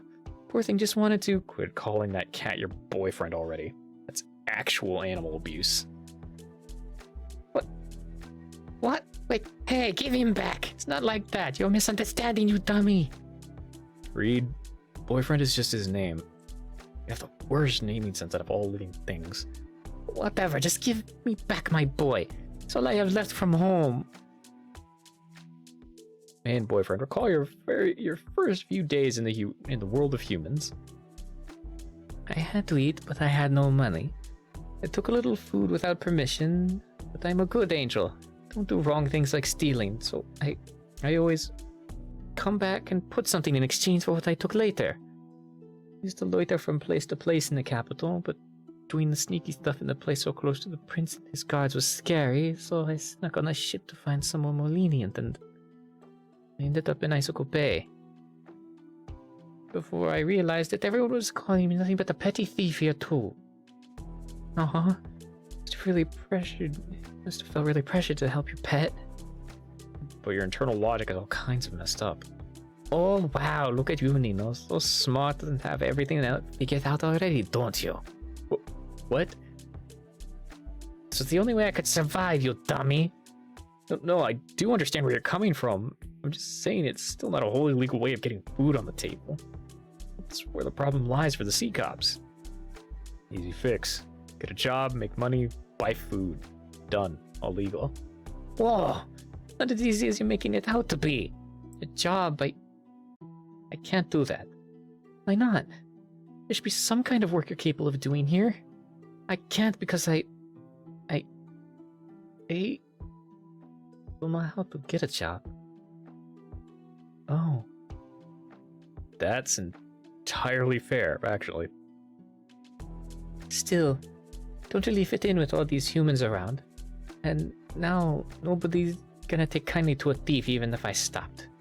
You ask me to promise and I'll quit stealing. To me, that's just like asking me to never eat again. And my bad reputation, that's all my own doing. That's how it is now. Can't change it. Who's gonna take a thief to work with them? No one, huh? Well, I'm someone. I want to be a sea patrol. May I ask Kaji to elaborate? Oh, what? Me in the Sea Patrol? That's right. Cats welcome in too. But I'm a winged, not a fish person. So am I, and lead of the damn thing. Oh, right. But you'd really choose someone with no expertise in sea stuff? That's sort of how the Sea Patrol works. We don't do applications, just recruit every once in a while. Oh. It'll be fine if you're willing. We're gonna look down on you guys for having the twice rat thief in your ranks. Is that a problem? Well, you wouldn't want that, would you? Everyone's already more than a little harsh when it comes to you. Well, that's precisely why it's fine. When the boss is me, a guy with a reputation below seafloor level, it makes everyone else look much better, even if it's a former thief. So don't you look down on me, lassie. Wow. You say that, but you're the one looking down on yourself. Can't tell if you're a genius or if it's just... May consider the prospects of an honest job, stability, comfort, no more running, no more living on the edge. Fine, I agree, but you'll pay me like everyone else, right? You do a good job, sure. Don't forget that you gotta work for a good life. Oh, don't really have experience in patrol-y things. No worries there. You just learn from everyone else. We're all rely on each other in the Sea Patrol after all. Oh, okay. But listen up, temporary boss. This is all temporary. This angel and their cat are going home someday. So none of you get too attached, got it? Of course I know that. Only rubbed it in my face like every other time we chased you. Good. It's the only condition here. You, Arya, and Reed simply observed as the two winged conversed. Somehow it just didn't feel right for humans to jump in. But just like that, you were all graciously let off the hook. People who stand out feel like outcasts. Seems they have to band together in a world of humans, lest they be shunned by the majority. That's what the Sea Patrol accomplished, didn't they? Sea folk and other odd beings now stand on equal ground with humans, becoming known as the very protectors of their shared community. It's funny. The ones May ran away from turn out to be her best bet for survival. And so currently... This place is amazing, Reed. Look at how many humans there are. Uh-huh. Never seen so many in one spot. The person here looks different from the other two. Gosh, this is a dream come true. Mm-hmm. Hey, can I buy stuff from the humans here? Would you pay just a little for it? Can't cover it with what I have. No. Please, Reed. I want to own something from another human. No. I'll buy something for you too if you let me. I'm still paying for it. And don't be like I bought it for myself, you idiot. How about one of those gemstones? Shiny things for nice ornaments. Stop, I don't need that. Let me ask about the prices. Are you listening to me? It's something affordable with what I have. This is breaking my brain. Alright, talk to the other human beings.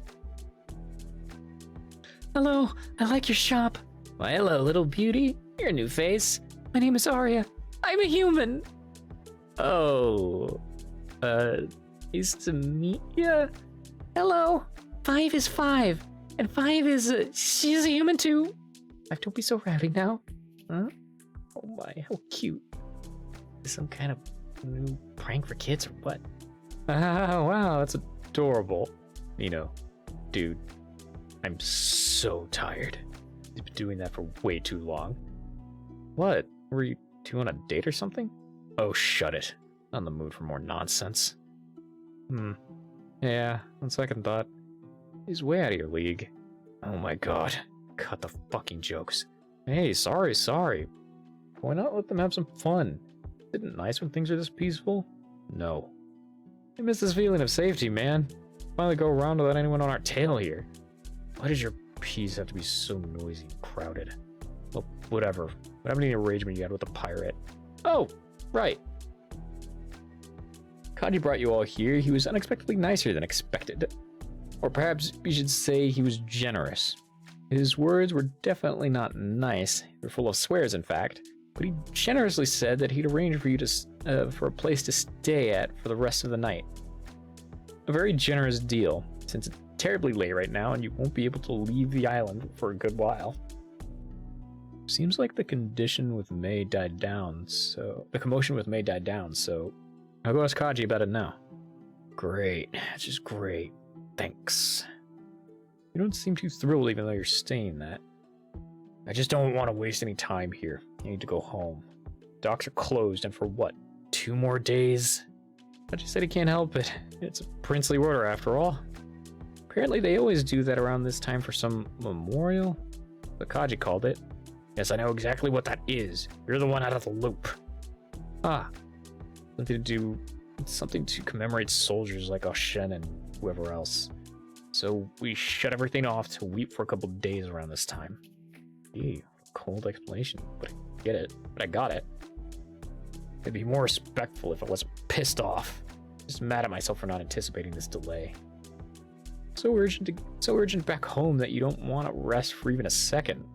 Just grab the room keys and get us out of this noise, would you? Can't stand crowds, so move it. Right, but hey, don't order me around just because you're in a bad mood. Now then, there should be a temporary room under your name in the Penguin's Inn. You suppose that offer extends to whoever you chose to bring along as well. It seemed like Reed was really counted himself into it, for one. Well, you don't mind any or all of them coming in, actually. They're all probably as desperate as you are to get some hard-earned rest. After all, this is also your chance to talk to Kaji. Ask him about anything you have on your mind as well. You better make the best of this peaceful outcome. You know, begin to have your suspicions. Kaji hands you a key to a room in the hotel. He does so very readily, perhaps a bit too readily. Just as I promised you, and there you go. Thanks, but ask Kaji about why he let you go despite what you and the other humans did. Huh? That's a funny question, kid. Is this what you wanted? It is, but I kind of can't believe it. Feels suspiciously all too easy to walk away scot-free here. Not planning something evil, are you? Evil? What could I plan to be called that? You're not going to use the hotel to trap us while you wait for soldiers to arrive and arrest us? Wow, you have a wild imagination. Those are cool ideas, but I never would think up any of them on my own. A likely story. You know, still, it's unlikely that he'd risk the townspeople's reactions for one small victory over a long-term gain. Right? You'd be thinking of turning us over for big profits while we're distracted. All right, maybe I'll turn you over for big profits now. Is that what you want me to do?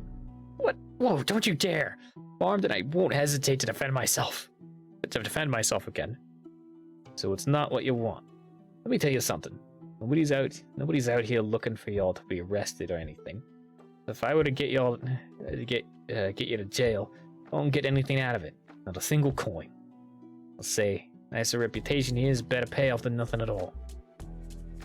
Oh, that would be one less reason to be suspicious. I can't even believe your words, that is! You're very cautious, eh? I don't know. Is me letting you off here not enough? Despite the fact that I didn't have to at all.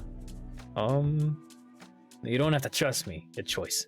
Using this room or not is also up to you. But y'all have been excused for real. Nothing was filed about your trespassing yet, so nothing says anything about what happened here.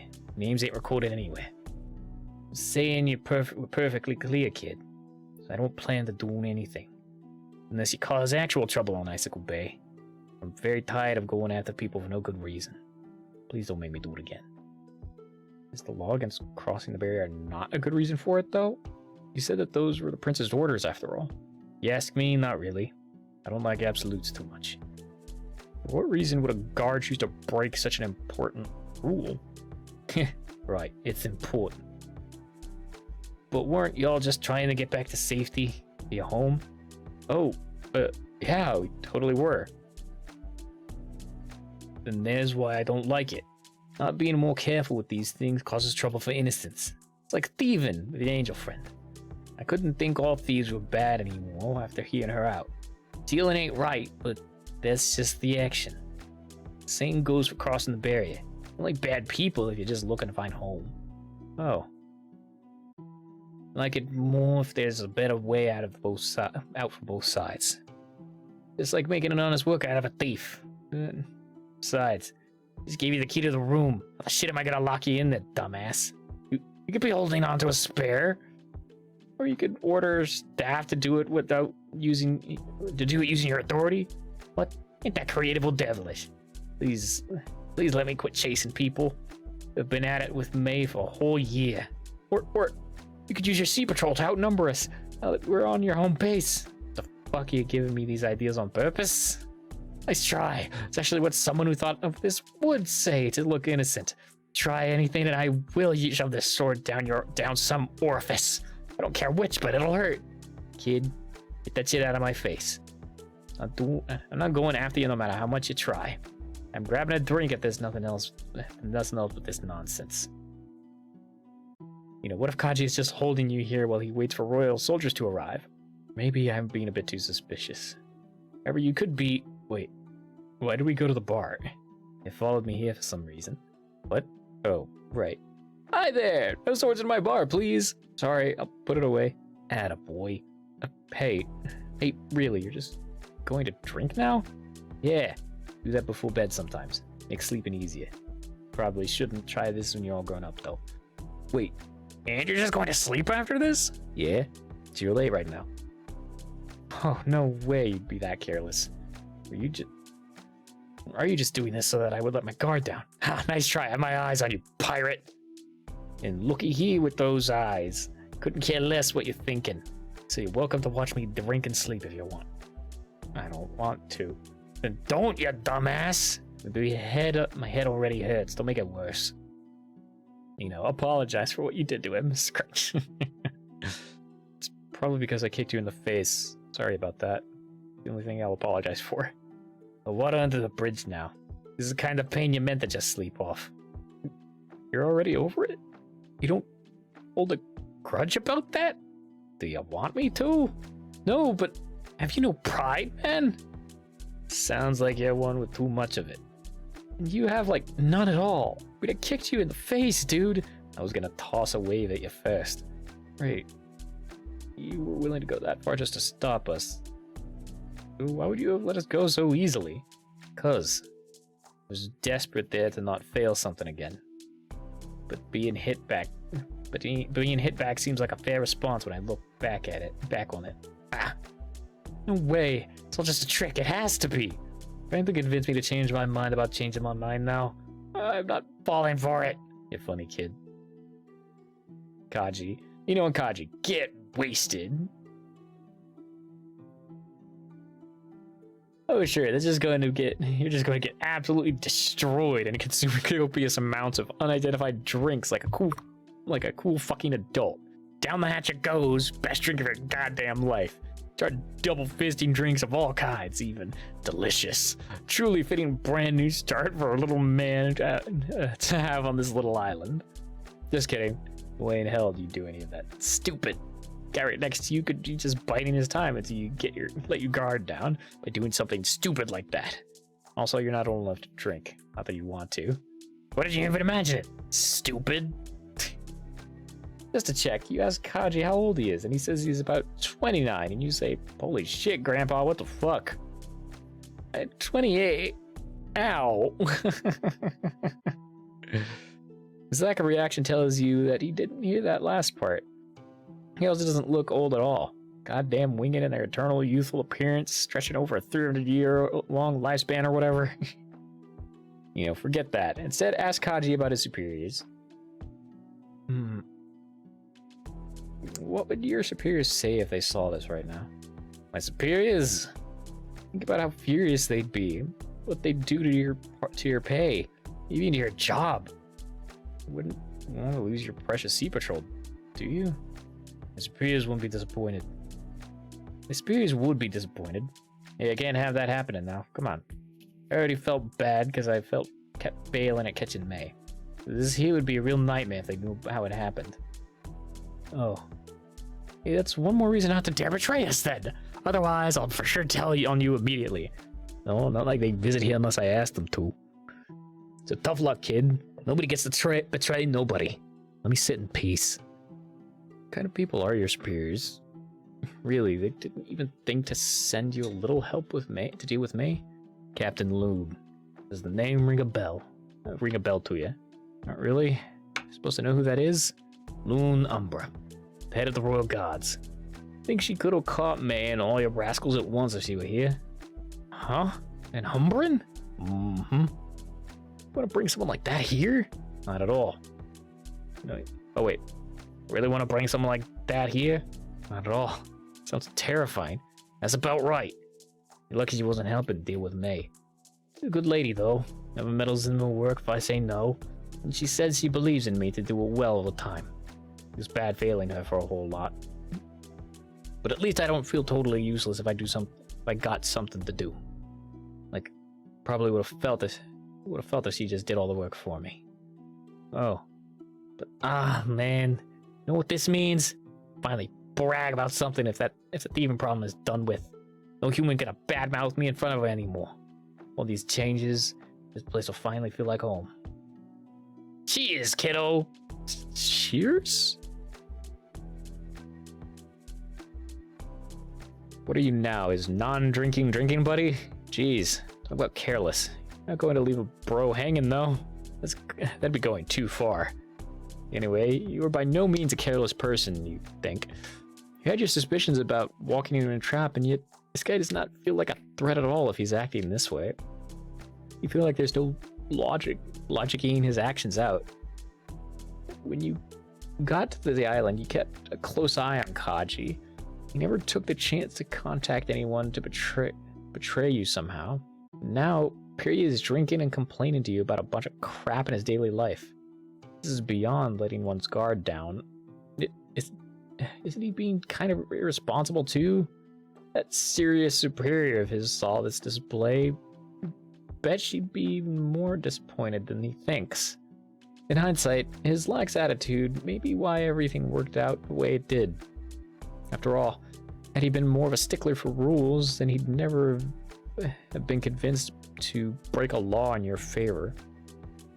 Today, you learn that Kaji is the type of person who makes no sense to you. Well, it would be incredibly easy to escape to escape a shit-faced guy if he did try anything at this point. If you ought to calm down a little. Looking on the bright side, you could get useful information incredibly easily out of a shit-faced guy. You know, ask him what he meant about you looking like a noble. Remember you said I looked positively noble? What was that all about? What? I don't remember saying any of that. Are you drunk already? Oh, whatever, you did tell me I look noble. What did you mean by it? I mean, I know I'm incredibly handsome looking, of course, but what do I even look like? A noble's kid? Oh yeah, you do. Huh? Really? Look at your clothes. Reminds me of what they wear in the capital. Especially your belts. Styled all fancy like that. And does that mean I'm really the son of some noble or a royal person? Are ya? Well, ask me, kid. I'm not you. Right. I don't know. I don't remember. That's rough, buddy. And, what about my sword? Someone told me it looks like what some royal guards use. That thing does look familiar, but if you're a guard, you would have known Captain Loon right away. He'd be a boss, after all. Oh, maybe I did and I just forgot about her? Shit, kid, do I look like I know anything? Maybe you're just a kid with a sword trying to roleplay a hero for all I care. Why does everyone keep saying that think about roleplay. Give Kaji his stuff back. Oh, by the way, here you go. I feel bad for keeping these on me. But what the fuck? Why do you have my shit? Sorry, we had to take these so we could. It's a long story, but May's reformed citizen, and I fully quit as her temporary accomplice. Testing my kindness here. I promise everything in your room is intact, and I don't even know what the other key's for. I never touched it. So, fine, you fucking kleptomaniac. Don't do this kind of thing again, you hear? Of course. Oh, speaking of kleptomaniacs, there's something else to show you. What is it? Show Kaji the two-sided note. Ta-da! Is this impolite item yours? The more I hear you talk, the more I'm inclined to believe it is. The words on it are definitely something you'd say, so... What? No way! How's something this old still around? This brings back so many good memories. Found it in the monster world. Did you now? That's just where we left it. We? Oh, right, there's right in the back of the note. It's Kaji about the two-sided note. Is that from another purse? You suddenly feel that something here is off. Huh. Is it just your imagination? Yeah, I remember this. That's my handwriting. It's a great find, kid. Curious about how to know how something of mine ended up all the way here? All the way there? You know, hesitantly inquire. Get the deets. Yeah, I'd like to know. Although, hold on. Did it always look like this? What you talking about? The note. I feel like something is off. Maybe I'm just confused. You sure sound like it. Well, as I know, this looks just the same as the day we put it there. This little thingy has so many memories attached to it. Can I see it again for a sec? You know, examine the note's other side. It's the unpleasant apologetic note. You found this on the monster world, and that's as far as you can recall. It's always looked like this, and it always will. Huh. What? Your thoughts feel a bit jumbled, but nothing is weird here, right? That's all that matters. So this yellow handwriting, someone else's, not yours, right? Yeah, someone very important to me wrote that. You see, before I became this Kaji, I was someone else. I lived on the moon with my best bud. You know, listen to him quietly. Without any hesitation, Kaji tells you about his old best friend. She's the current queen. Hold on, former best friends with the queen? What kind of brag is that? Somehow that's not the most unbelievable part of his story, nor is it the fact that he talks like a bumbling oaf for someone who was once standing side by side with the most important person in the world, probably, at some point in his past. What's unbelievable is the way he talks about the queen. In books, she's never been described as anything less than perfect. But for once, this being seemed like an emotionless force of nature was made to sound like a regular person.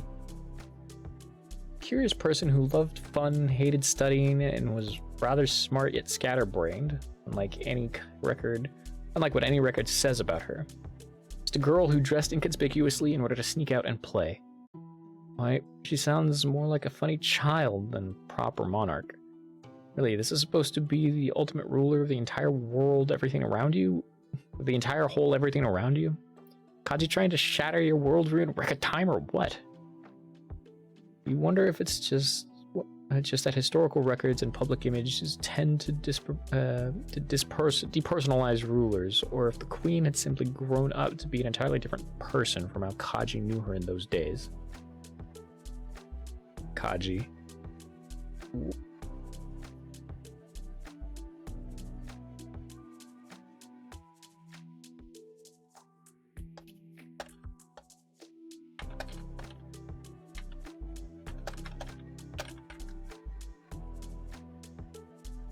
Kaji, reminisce those fond memories of the note.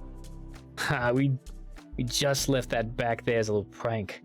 And I laughed on the way home imagining some punk getting punked by it. Oof, guess your timeless prank succeeded on me. Got me good. I'm glad it's you and no one else, kid. You kept the note around. You sure did, huh?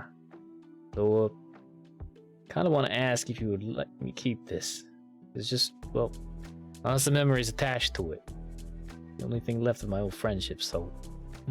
that's nice, but hey, you're a bad person for teaching the queen to swear. Can't believe she let you write the fuck word so openly.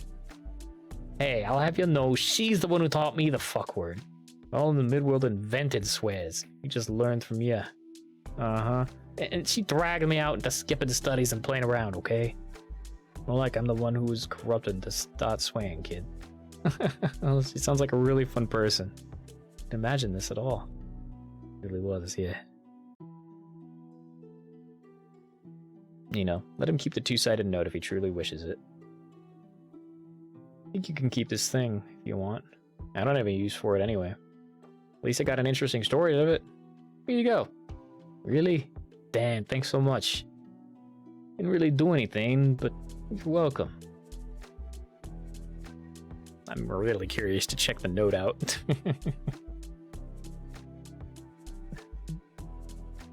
Didn't really do anything, but you're welcome. Nah, bringing this to me all the way here in one piece means a lot. If you didn't mean to do it. If you need anything, ask away. It'll be what I owe you for it. You know, recall that Kaji might know about memory recovery methods. I'll take you up on that offer right away then. I have something to ask. When I was with Amono, we had a chance to walk around Icicle Bay and talk to a couple of people. In particular, there was a pink mermaid lady here who said you're the person to consult for a concern I have. Mermaid? Oh, Lassia. Right, she's a good pal. Go ahead, I'm gonna be here for a long time. Alright. This might sound dumb, so sorry in advance. Do you know anything about memory loss? Would you be struggling a little with some kind of amnesia? Oh, but it's not as simple as that sounds. It's sort of specific amnesia. Some things I'll remember, but some I won't. Rather selective. I think that normal amnesia isn't this picky. If this were normal, I would just not be remembering anything at all. Mainly I've forgotten stuff that is pretty vital to me, to my identity. I also might have forgotten people I spent time with and did a lot for. And if there's holes in my memories wherever these people should pop up. I mean, is it even possible to just forget an entire person? I didn't want to believe it at first, but that seemed to be the case after all. I wouldn't have even known I forgot that person if she hadn't told me. That's how weird it is. I recalled everything except what had to do with her. It's definitely not normal to forget important things so selectively. I see. Well, the mermaid lady said you'd know something about it, but if you don't, that's fine as well. I realize it's a pretty specific situation, so... Sorry, just went on without thinking. Hold on, Nino. Do you feel well right now? Yeah, I do. You saying I sound crazy? I know I'm saying things that sound weird, but I'm completely sane. Nah. I'm just thinking about how to approach this. So first of all, it would be good to see if you're content with how you currently are. Whether you feel well or not in this state. You don't know what you're forgetting, yet you're still here living on well. Are you content with staying that way? I'm not. I won't be content with anything unless I get my memories back. You see. Well said. You notice... Oh. Okay.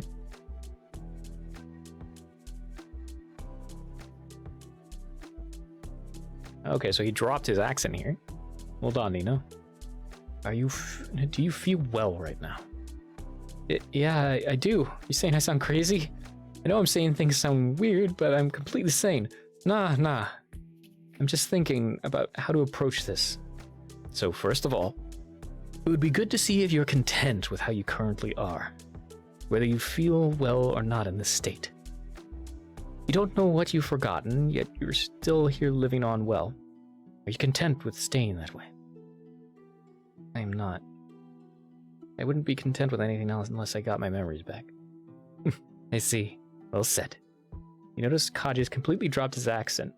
He leaves his drinks unattended and completely turns his attention to your topic. Seems to be taking this very seriously. I think it's lonely when a person experiences something unique to them. They can't let out their frustrations if no one can relate. But we all thrive on understanding each other's experiences, so it's the loneliest when you can't share something with the others. If you try, it feels like putting a burden nobody else understands on somebody. But hey, you're the first one I could actually expect to share an understanding with. What you described is exactly the same as my amnesia. Oh, I'd appreciate anything you can tell me about it then. That's quite a turnaround. You're not afraid I'm going to betray you anymore? I think you wouldn't dare in this tired and drunk state. But hold on, you suddenly sound completely normal now. Oh, nah, I'm so drunk and useless, really. Me, a prideless fool who knows nothing. Oh, wait. Oh, is his accent back? Oh, nah, I'm so drunk and useless, really. Me, a prideless fool who knows nothing. What's up with that attitude shift? Are you not actually drunk? I'm tipsy, sure. I'm tired, indeed. But I talk like that by choice, to fit in. I just chose to put it all away for now, because this is important to you. Isn't it? Well, yes. Yeah, it is. Mm-hmm. You'd be offended if I didn't take it seriously. Hell, I'd be disappointed in myself if I don't take it seriously, since I know best how bothersome this experience can be.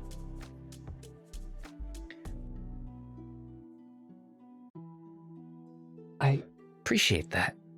I really want to get my memories back if it's possible, so anything you can tell me helps, even if it's not a surefire solution.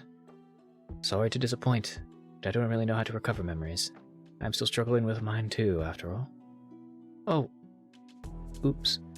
Now, I won't ask what about your amnesia if you don't want to trust me with it. But do you want to hear what I learned from my amnesia if it'll help? The least I can do is give you the chance to compare notes, so to speak.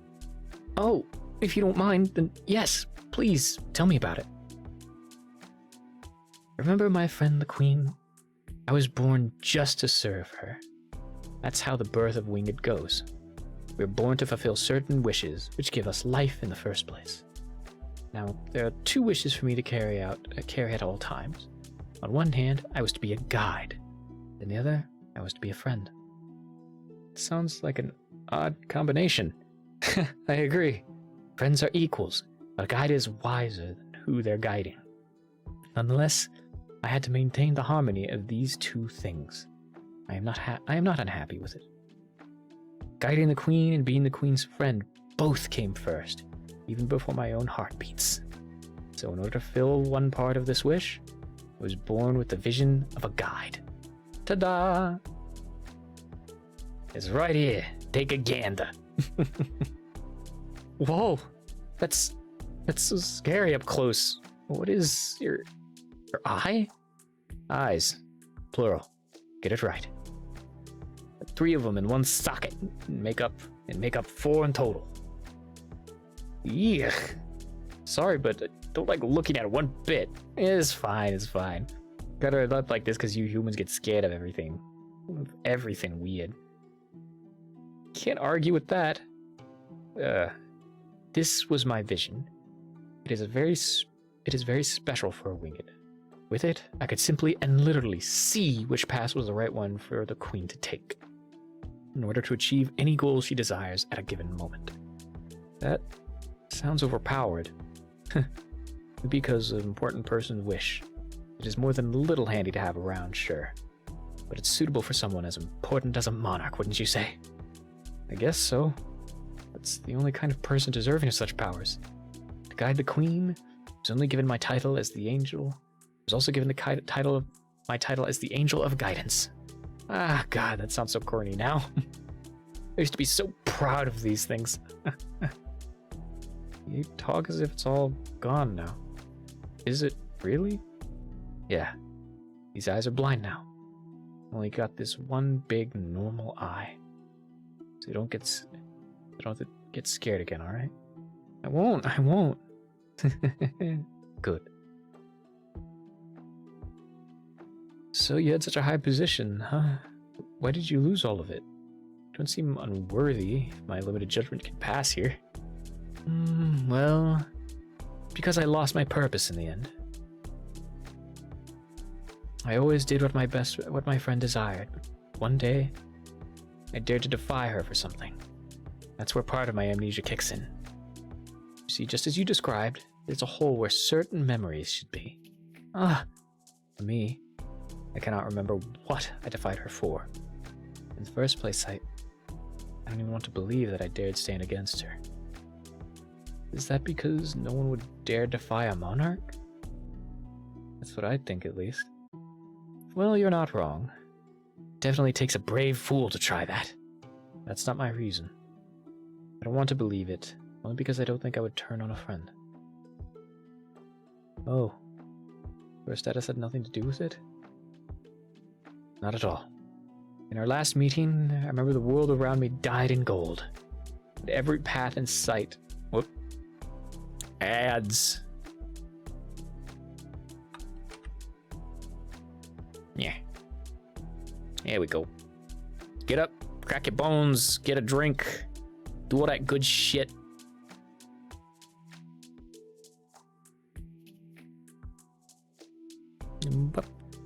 Undo, repost. Undo, repost. Aha.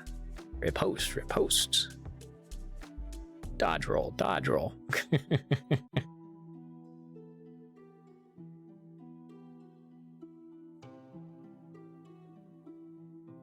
There we go.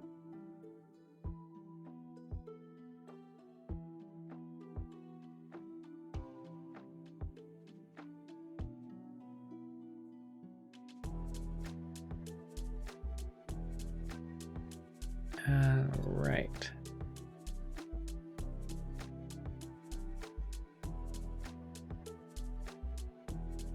Now we wait.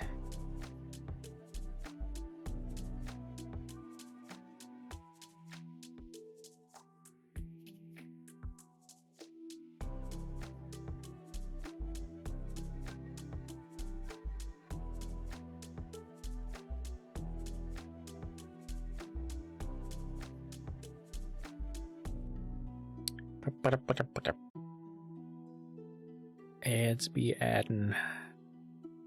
adding, but we're almost done. We have another like half hour or so. Yeah.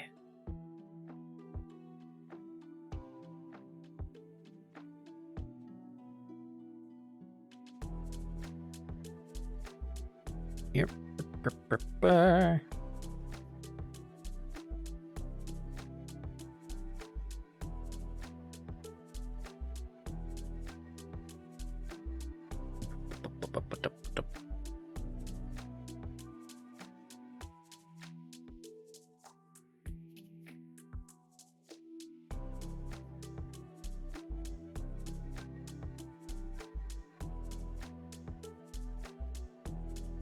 Okay. Move back here. All right, 27 seconds left. Whoa.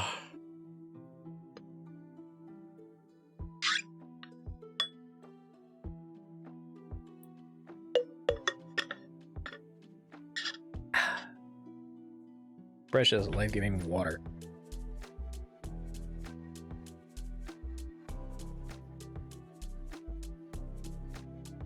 All right, welcome back, everybody, from Ad Hell. In our last meeting, I remember the world around me dyed in gold, and every path in sight converging to where she stood. Even though I saw with my eyes where my correct future pointed, for some reason, I didn't follow any path leading towards her. My memories of the event are so shaky, but from what I do remember, I had enough defiance that I willingly chose to blind my eyes by my own hand.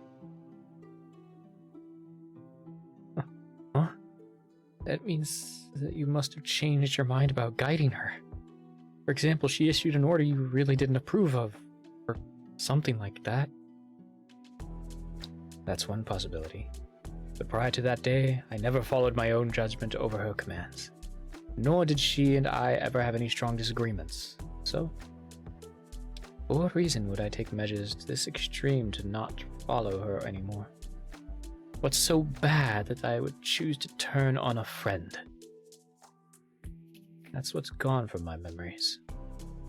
And I feel that it is very pitiful of me to end up this way. And my eyes became blind. I could no longer see a guiding path like before. I thought maybe if one half of my purpose is gone, does my other purpose of being someone's friend remain at least? I badly wanted to recall my memories because I had hope. I wanted to believe that I had ended things with the Queen on a good note. But on rare occasions, when I see a glimpse of those forgotten memories, all of it seemed to hint that I wasn't simply discarded by my Queen. Just like you said, as if I left her by side by my own choice. And that, in the end, he was not pleased with my choice. Rather than a smile, and you remember crushing disapproval reflected on her face. I suppose the Queen ultimately wanted a guide, not a friend. I think I've already known that this was the case. I continued to let myself ignore it, uselessly hoping for a better possibility for long enough. Seeing you now, I think I'll be a bad source of advice if I keep denying reality. Since as the only other person with forgotten memories, I want to tell you that you shouldn't deny what you uncover about your memories, even if it turns out to be something undesirable. I should start by living up to my own advice. Baji, I kind of envy you humans. You're born free and can live by your own purposes, not someone else's. But if a winged discards the purpose of their creation, they lose everything. It's okay. In this world, you can do whatever you want. You're free here, like everyone else is. Well, things are a lot different here for sure. Sorry, it wasn't very encouraging, huh? What's this? Be concerned for your nemesis now. We've established that you won't betray me, so I'm just a little bit concerned. That much is fine. It's true that it hurts to try and recall something undesirable, but I'm really fine. As long as there's something to do in the present, I won't find the time to crash down and mull on the past for too long. In the morning, I'll have no choice but to get right up and back in action and start working as usual.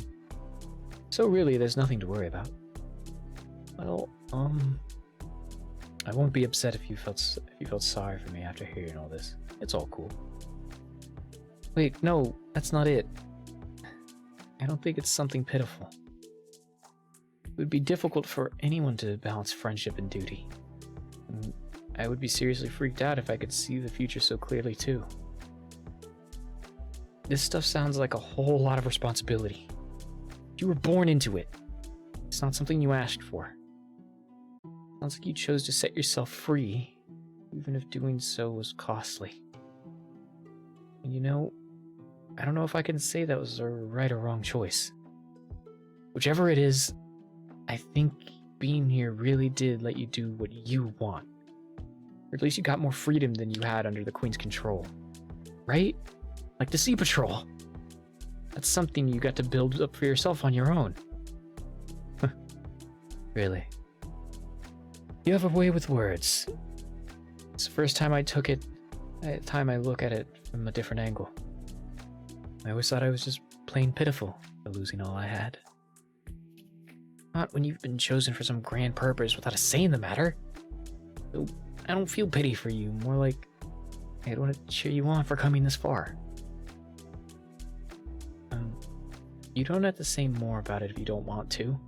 Just take care of yourself, man. Sorry I've made you talk about something depressing for you.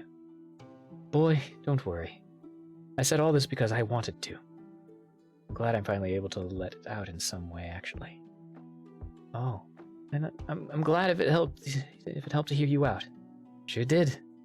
Thanks for cheering me on. I really appreciate it, kid. As for you and your lost memories, I won't stick my nose into your personal business, but I'll say this. You should keep in mind that there could be good or bad. Could be something as undesirable as my memories are for me. I'm not saying this to scare you, though. Just my little piece of advice to prepare yourself if you still intend to peruse your memories no matter what. And no matter the outcome, don't let what you call affect what drives you. What drives me? I mean like my goals, motivations, and stuff? Not really. Who's to say you won't forget a particular goal?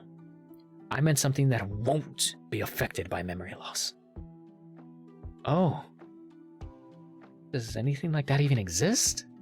Sure it does. Think about it like this. Our memories what make up a person. I'm not really sure myself. But I've realized that with or without them, a core part of yourself remains the same. The inner part of you is shaped when you grow and change as a person. Whatever your core's like, it's important to try and know yourself better. That means your strongest beliefs, the things that you value most, even without our memories. We still tend to act in line with these fundamental parts of ourselves. For me, I've come to know my own definition of doing the right thing rather well. I find that I usually end up acting according to it. Like letting a couple of kids find a home, or giving a little trickster of an angel the chance to learn and do better. Even though going by law, I'm not allowed to do any of what I did there. Aw. So, although I don't remember why I chose to defy the Queen, I believe I've done it only for a strong personal reason. And even if I don't want to think badly of my old friend, I still must hold on to my core values carefully. In my case, I can't betray myself by regretting my choice if it was right by me. I think this is what you should pay attention to, kid. You don't trust what you know about yourself, then what's left to trust? No, if you don't trust what you know about yourself, then what's left to trust? Make sure that you're satisfied with who you are and what you value, so that you will not be lost, even your memories never surface back. Or if you do recover them, and they turn out to be undesirable. He's right. Not on everything, but on many matters. Water, please. Coming right up. You feel like a child who just got consoled by a careful adult.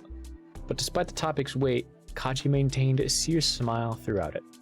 Seems like he still somehow exemplifies that guidance thing whenever he takes matters more seriously, even though he said he's lost everything from his past. It's funny. A tale that extends from the moon to the earth makes you feel rather insignificant, but not alienated nor patronized. Winged are mighty compared to humans, but even someone like Kaji is susceptible to the same struggles as you. Now help a new friend by telling him how he helped you, telling him who he helped. You couldn't really find a proper response to Kaji's advice in the end. Instead, you opt to thank him plenty and wish him well. Though he refrains from expressing it outright, Kaji seems incredibly pleased to how he was able to be of help to you. You excuse yourself, choosing to check that hotel room after all. Well, just confirm yourself if it's trapped or something, or... It's tiring to be this careful of someone who's blatantly not trying to be a threat at all. Is this what your core is like? So very stubbornly suspicious? How exhausting. Though you'll still keep your wits about you to a reasonable degree, you're not inclined to think badly of Kaji right now. This is the first person who didn't make you feel bad about your amnesia. Depart. Wait up. Before you go, something I want to tell you. Huh? What's with the serious voice still? It makes things sound a bit worrying when you're not Kaji-like. I may speak nobly whenever I desire, human. Eek! Sorry, but it's nothing too worrying. I want you to take it seriously, so an appropriate tone is needed. That's extremely jarring, man. Well, what is it then? Undepart. You were going along with Maygirl's schemes for a long time, weren't you? Don't follow a winged around so carelessly like that. Oh, maybe it wasn't malicious. You know she's a winged. You don't want me to generalize all of you guys like that, do you? Yeah, you're not wrong. But I'm saying this only because I know best as a winged myself. You should be more careful if one of us doesn't seem malicious, actually. What? Is that kind of backwards? Don't take it to mean you should run away from every nice angel you meet. On the contrary, you're likely to meet angels who offer you nothing but help. If I guess that's how Momona acted from the get-go, would I be right? Now that I think about it, kind of figure it's only because the two of us were stuck in a similar pinch, though. Then you already know this, don't you? That when someone offers you their help so openly, you should watch out for what they might want out of you. You know it well, since you're still being suspicious of me at all. Oh, I've decided to maybe think that part over a little. Oh, don't worry, I ain't offended or nothing like that. Feel free to think whatever you will of me. I only wanted to warn you about a case where you might want to keep those suspicions up, just as you were. Ask Kaji to elaborate. Why in the world would a helpful winged be considered dangerous? So, before I answer that, I'll tell you something first. The winged overworld is a really pretty place. Nothing but angels in sight. Some walk over sheets of clouds, some fly across the limitless sky, and some adventurous types even dare to brave the chills of deep space and venture into nebula. All of them can live joyously under the stars wherever they like. But you still see winged who disregard all that beauty and descend to these limited lower worlds to live in. Why does that happen? Oh, you're asking me? Yeah. Let me hear what you think, kid. Well, maybe it's more easygoing here? I've heard that the winged are kind of competitive with each other, so maybe it's a good change of pace if there's less of that to worry about? And why is it that we would have less worry among your kind? Because you're more powerful? More capable? You have all these cool, astonishing abilities, so humans and monsters don't pose a threat to you. There's nothing to worry about here. That's my best guess. Am I right? What a great guess. I rate it a 5. Oh, hell yeah. On a scale of 10. Oh, damn it.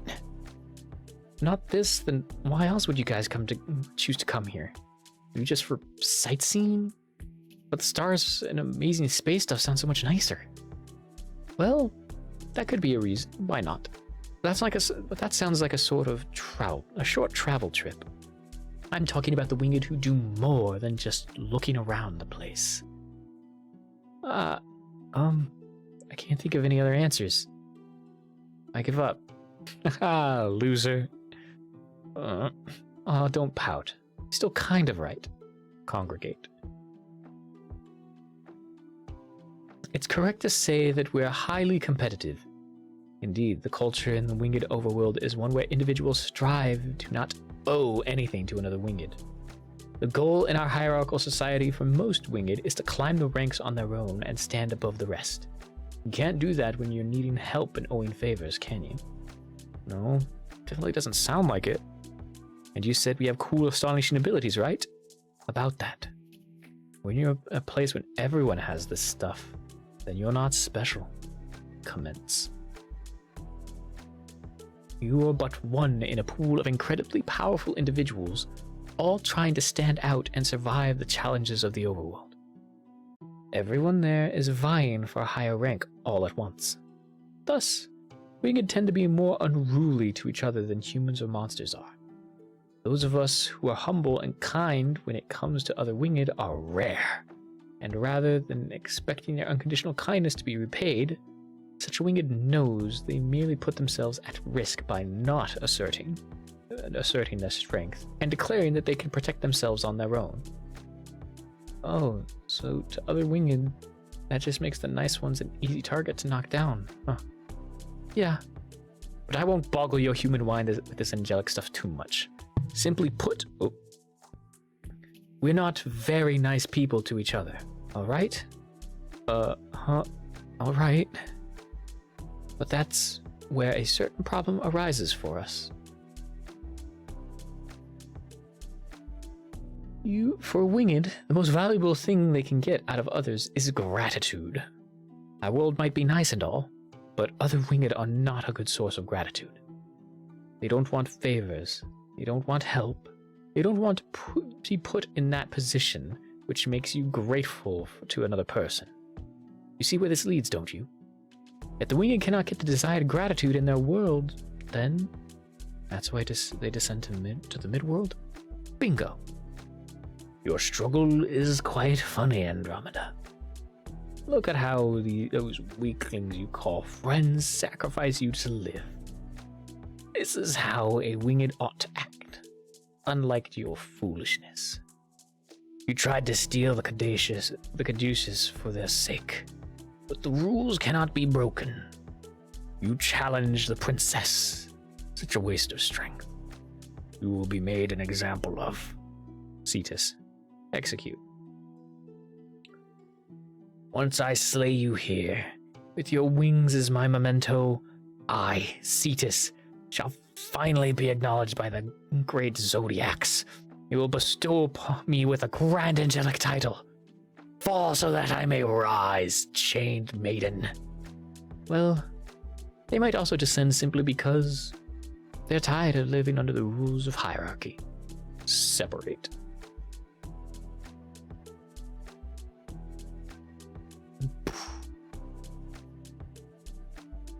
Sorry to interrupt your amazing evil monologue, Executioner.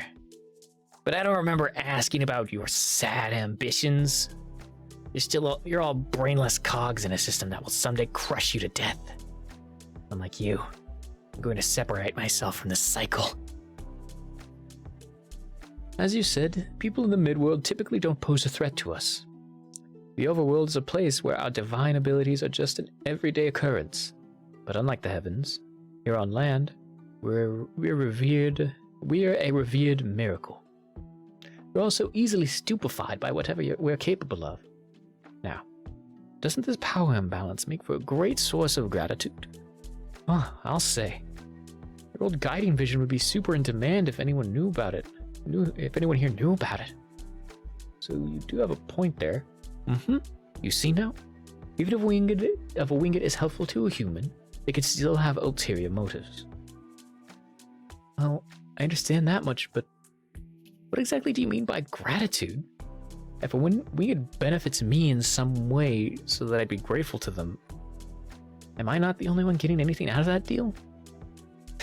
Well, have you ever heard any rumors that winged can grant people's wishes?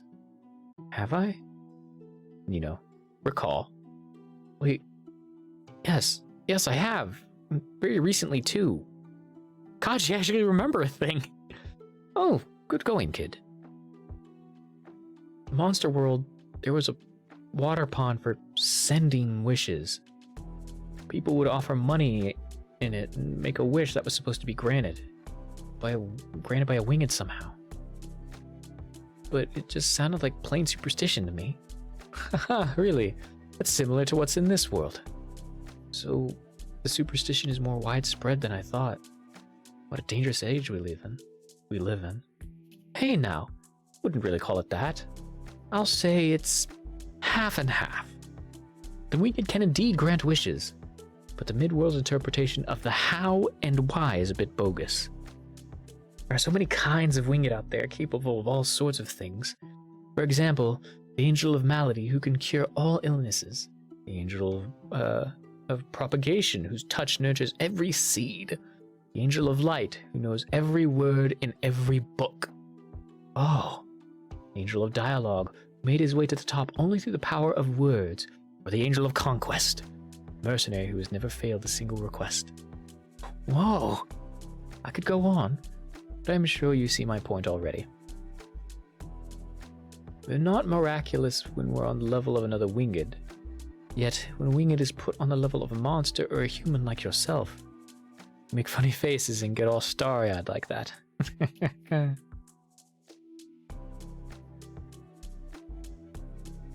Can you blame me? All of these sound like real miracles that anyone would want. Sure they do, but only from your point of view. Well, then, to you guys, fulfilling a wish with your abilities is just a trivial matter, huh? Precisely. Whoa. Whoop. What is your normal job? You should be a voice actor. Funnily enough, I am attempting to do that. I'm putting myself out there. I'm trying to put a demo together so I can post it on my socials and stuff. But yeah, it's definitely something. Thank you, Bart Ass TV. But it's many years of practice. You can thank a lot of me running D&D. I love doing NPC voices. It's why I have some redeems that allow for me to do different voices. Some of them are easier to do than others, like, I can drop into this a lot easier than normal. Or I can come up here and do a bit of an upper crust pompous looking down the nose. But it's all about it's all practice that I've really put into it, and just hearing someone say that means a lot. So thank you, Bart Ass TV. I love the name. Well, come on in, by the way. Wow, that's so crazy to think about. A winged can receive equivalent power from people's gratitude. That's why there are actually a lot of winged who do want to grant your little wishes with their abilities, but they are picky as to whose wish they grant, and what kind of wish it is. It must be a wish that their abilities can actually fulfill in the first place, and of course, they'd rather it be a wish from a person they don't dislike. That's why the Midworld's idea of using wishing wells, chapels, and anything dedicated to sending countless desire for the winged is pretty silly. Huh. That makes a surprising amount of sense. So it wasn't a superstition, just one big misunderstanding. Indeed. A winged is more likely to pick a single good target and pursue them, rather than wait to find one good wish between dozens of random wishes from people they have no association with. Huh. In that case, a smart winged would pick someone whose wish gives the most gratitude. Yep. The stronger the desperation, the more there is to gain. Someone on the brink of despair, or someone with high ambitions, or someone who's both ambitious and in despair. The wishes of such people are the most rewarding to a winged. You know, Kachi was being nice for a winged. So, wait, then, Kaji, don't tell me. Now, before you give me the side eye here, all this time are you faking your niceness to fool me? I said, hold on, damn it. Hear me out first. This gratitude I spoke of is all meaningless for me at this point. So, I have nothing like that to gain from you or anyone else. Huh. And why would that be the case? We are defined by our divinity. That's the halo you see floating by a winged side. It's what allows us to fly so freely, among other things. To a winged, gratitude increases their divinity. More divinity means more strength in one's ability. And strength means beating the competition, which paves the way towards a higher status in the winged overworld. All sounds so grand, doesn't it? Yeah, but it holds no meaning to me, since I'm here halo-less like this. I no longer have any divinity, and I can never fly again. So whether anyone's grateful to me or not changes nothing about it. He told me something before, that when the winged spend too much time away from the overworld, their halos slowly decay every time they try to fly. And that if a winged completely loses their halo, there's no way to get it back at all. Is that true? Yeah. Also, what is I realized I didn't answer your question. What is my normal job? I'm working in retail. I won't say where exactly, but I do. I'm trying to make streaming and voice acting and writing my work. So hopefully someday. Is that true? Yeah. I see. Sorry for mentioning something like this. Hey, don't start apologizing now. Really? Don't worry about me. Just means that if I do good, I won't get much out of it, I guess. Besides, I don't even need to fly to reach home anymore, do I? Oh, that's true. For this whole time, you were just using me for this gratitude thing. I think I would feel good about it. In a way, I'm glad that's not the case.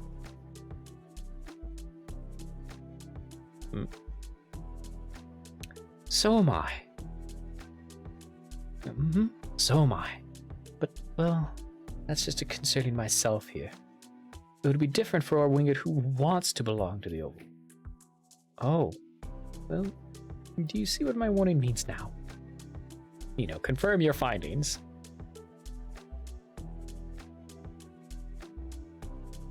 May's halo. He refuses to fly because she doesn't want to lose it. From granting a wish, meaning gratitude. Could her halo fully reform? That's right. Oh. Winged sure do have a lot to worry about. Now, I don't claim to know what May's goals are. And I don't think she's some bad, malicious girl either. It's just that this is something you might want to keep in mind for any winged you run into. I don't know whether you'd consider the act a moral one or not. Personally, I believe it isn't bad to help others with the goal of ultimately helping yourself. But I think humans might hate being used without their knowledge. There may be unfortunate fallout when a winged immediately deserts someone's side after gaining their desired gratitude, without any explanation for the departure. So, I thought I'd just give you a word of caution to make things fair. You should at least know what you're dealing with if you get involved with us. Alright, keep it in mind. Depart. For realsies. Do be careful on your way, Nino. Oh wait. Do be careful on your way, Nino. You're back to talking like that. Talking like what? This is how I've always been. Come on now. Sure. Alright. Thanks, Kaji. I'll be off now. Anytime. And hey, hope you enjoy finally being a free man. Don't get yourself in trouble with the law again, you hear? Oh, trust me. I don't want to go through a cop chase ever again. Yeah, great. Well then. See you whenever. Kaji remains behind at the bar, possibly consuming more of the stuff he possibly shouldn't be overindulging in. But what a free man does is none of your business. He's a good person. He kind of doesn't deserve to be treated with so much suspicion, after all, but whatever. You had your reasonable reasons at first, okay? Consider keeping a journal. Oh, that's a brilliant idea. It's one way to keep the record straight, just in case amnesia creeps up on you again. Writing journal entries also sounds like it could be pretty exciting. We'll look around for a suitable book and pen later. Man, you should do have a lot to keep in mind now. So carefully think about everything when you head to your hotel room to get some peace and quiet and, notice former party member partying. Oh, Amona, there she goes. It looks like she's completely found a new home here, hasn't she? It's definitely a better lifestyle than constantly running away and coming up with odd methods of sort of roundabout stealing, just to get food and shelter for a day. And although you wouldn't be caught dead saying it out loud, you do think that Kaji would be a good boss to work under. She seems really happy. How nice. Then it seems like this is where your time together ends. It was nice while it lasted. Nino! Whoa! Hey, what the heck? You scared me. Where do you think you're going without me, Tommy? It seemed like you were having fun, so I didn't want to bother you. What? You're not a bother, Nino. Oh, well, aren't you a sea patrol now anyways? So you really were just going to leave me right away with Kaji? Come on, don't do that. Why not? You got the best offer a reformed thief could get. Oh, I don't mean that I'm letting you go of my deal with him. Do appreciate his generosity a lot, but told him I'd start working a bit later. Not right away. And why is that? 'Cause, well, now I want to follow you a little more, Nino. Kaji said that it's fine, by the way, so I do have permission. long as I come back later, and I definitely will, so no worries. So I can't come along? Mm-hmm. You know you don't want me? I'm not good enough for you? Don't use that kind of misleading wording. I don't think I'd mind you around with how helpful you can be. I'm just wondering why you'd choose this is all. Because I like you a lot. What? Me? Really? Why are you making such a dumb face? I just feel like things will be way more fun if I stick around you. What's that supposed to mean? Nothing much. But I promise I'll be good and helpful. So, can't I stick around you guys a bit more? Think of all the luck you can get. Also, maybe I could help you get your memories back too. Alright. We'll do one more page. You know, keep in mind with your newly learned information that she might just be using you for gratitude. Oh, what do we have here? He's going to help you recover your memories? Why? That just happens to be your biggest wish right now. Is it just as Kaji warned you then? Cheeky little angel. Try your best to know better than to be suspicious of May. Oh, yes, hold on. Alright. It's true, going by your past record together, there's no reason to be suspicious. She certainly is adamant about returning to the overworld someday, which doesn't help her case when it comes to the possibility of complete innocence, but it's not like there's a desire you can't understand. It's a desire you can't understand. Since she has some kind of family waiting up there. So as long as she won't cause you harm, you maybe won't mind indirectly helping her reach that goal somehow. However, alright, then suit yourself. Hooray! Our adventures continue. I'm going to use your luck a whole lot from here on out, May. Sure thing. And I mean a whole lot. Yeah? You can't back out of this agreement. I know. I said yes, didn't I? Great. We have a deal. You're scaring me a little. What are you talking about? Let's head back. Let's head to the inn with the others, shall we? Sure. Hey, boyfriend can walk on his own, by the way. If she's secretly planning to gain something here, then you will not let this deal pass without the greater positiveness falling on your side. Having luck around will be extremely useful, no doubt. Be the loud-winged. Prince, what's the deal with all the funny little bugs by the door? Why are you... Huh? Solus? Why is this dweeb here again? A more appropriate question would be why you were here uninvited. Should I not be? I don't need permission to see the prince. Especially not from you, your dumbass. What are you even wearing there? Fancy clothes. Doesn't look fancy. Lack a good sense of fashion. Mm-hmm. I sure should be hearing that from your plain self. Remind me, how many of those solid orange shirts do you own again? What? I'm not plain. Now, don't get noisy. I thought you were alone, your highness. You just in the middle of a meeting here or something? More or less. Solus is here as a guest, you see. So be nice and hospitable. Ah, that's why the workers are waiting outside. Like tardy kids on timeout. Did Bella say dumb shit to you again, Prince? It was nothing too bad. Don't worry about whatever comes out of her trap when she's angry. It looked like she was reflecting pretty hard out there. Usher and the others sure seemed like they were telling her off, too. Who are you talking about? Usher is the doorman. Oh, but he's a bit new here. Don't blame me if you don't know him. Bella is a teammate. That's what I call her, at least. Oh, you know the old-timer? She's got that green hair. Looks like long cabbage, or maybe lettuce. Some grass food thing, really. Oh.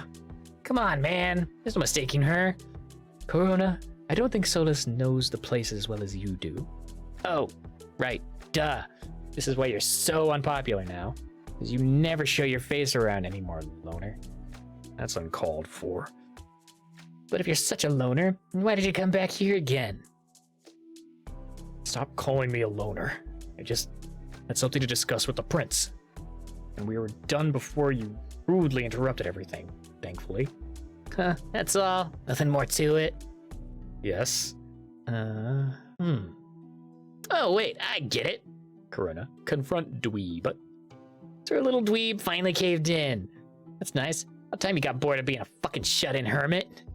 Well, in that case, we shall generously overlook your past brainless bullshit and kindly welcome you back into our humble ranks.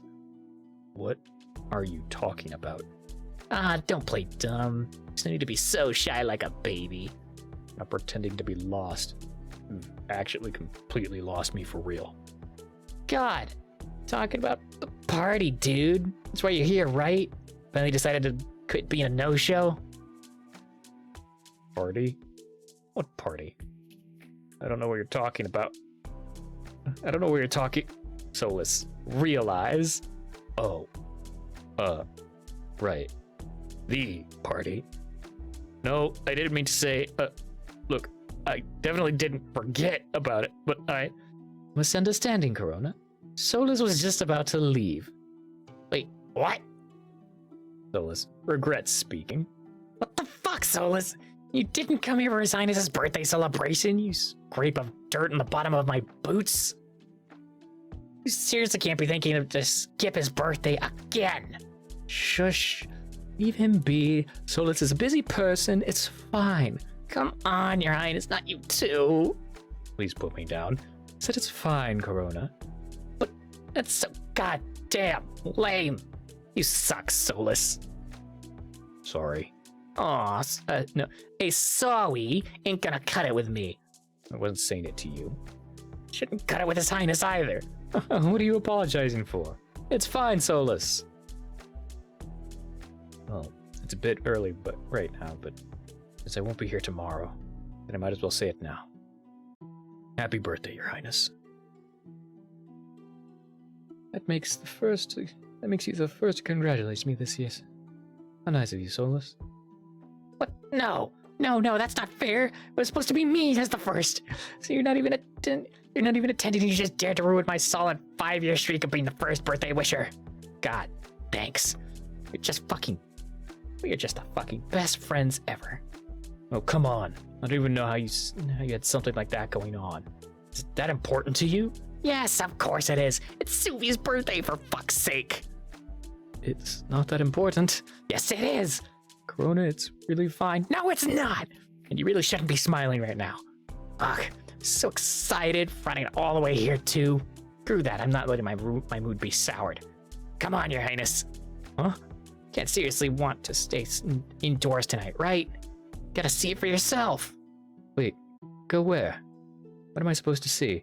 Everything and everyone outside. Endless crowds are gathered out there. Just for you. Oh, there's no need for any of that. Dude, Your Highness. Bruh, I was just overseeing the preparations earlier and it looks so damn cool out there. I swear this on my entire being. Please, you have to believe me. Corona, it's not like I doubt these claims of coolness. Then what's the damn problem? Can't say hold up in the tower all day again. You should wear your good clothes. See what presents have poured in. Show those bastards out there who's boss. Well, do I have to? Yes, even if it's a day early, still. A lot of people are just dying to see you out there, you know? If it'll raise morale, then I suppose that's fine. Solus, hurry, escape the third wheel zone. Well, then you'll be going now, silently, so you don't disrupt the excitement which you have no part in. Steady. Steady. Don't make any noise. Banshee. Screech! Hey, dipshit! Seriously, you're just gonna walk out? God damn it, this woman has the tact of a fucking brick. You're so heartless, man. Tori, too. The both of you. Corona, drop some facts on this dumbass.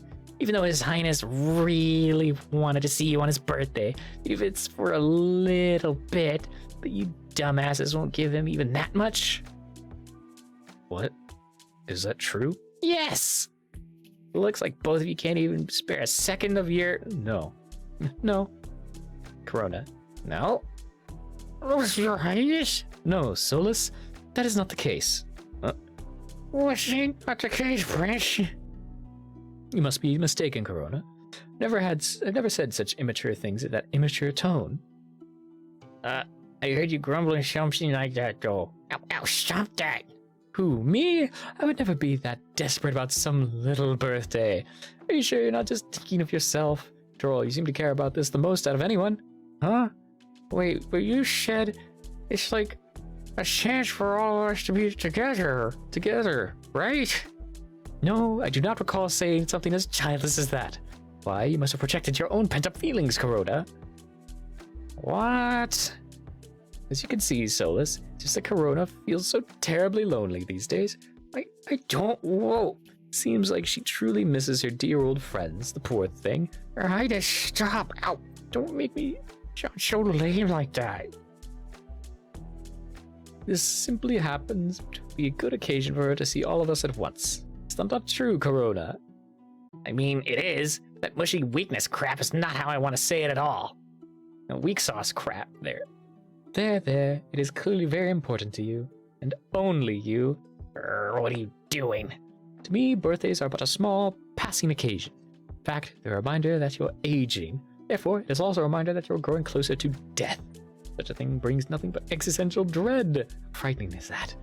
Do you like being reminded of our inevitable, unescapable eternal rest within cold, narrow grave, Solus? Well, when you put it that way. One day you will be nothing but bones and ash. Do you like that, Solus? No. See? So why would I care so much for such a thing when it deserves such a thing more than it deserves? Oh. Okay, here we go. Why is this ping? There we go. Besides, dear angel, we have more important matter to think about beyond this celebration, yes? Don't tell me you've forgotten. Huh? Oh, right, the super important disturbances thing. Or, I guess I got a little bit carried away. Whoops.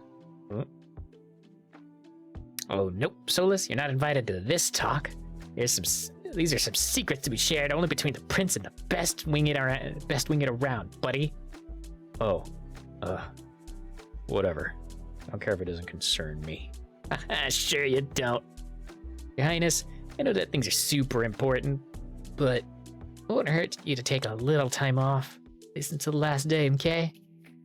Don't be the killjoy for your birthday, dude. All right. If you say so. You're wearing a funny outfit, by the way. Oh, this? I'm just trying to look my best for your big day. It's my best celebration garb idea, to match with you. You do look a bit grander than usual. I certainly think that everyone else will appreciate the effort you're putting in. Damn right they better. Now what's your celebration garb gonna be like? If you don't hurry it up, you're gonna miss your window to show it off.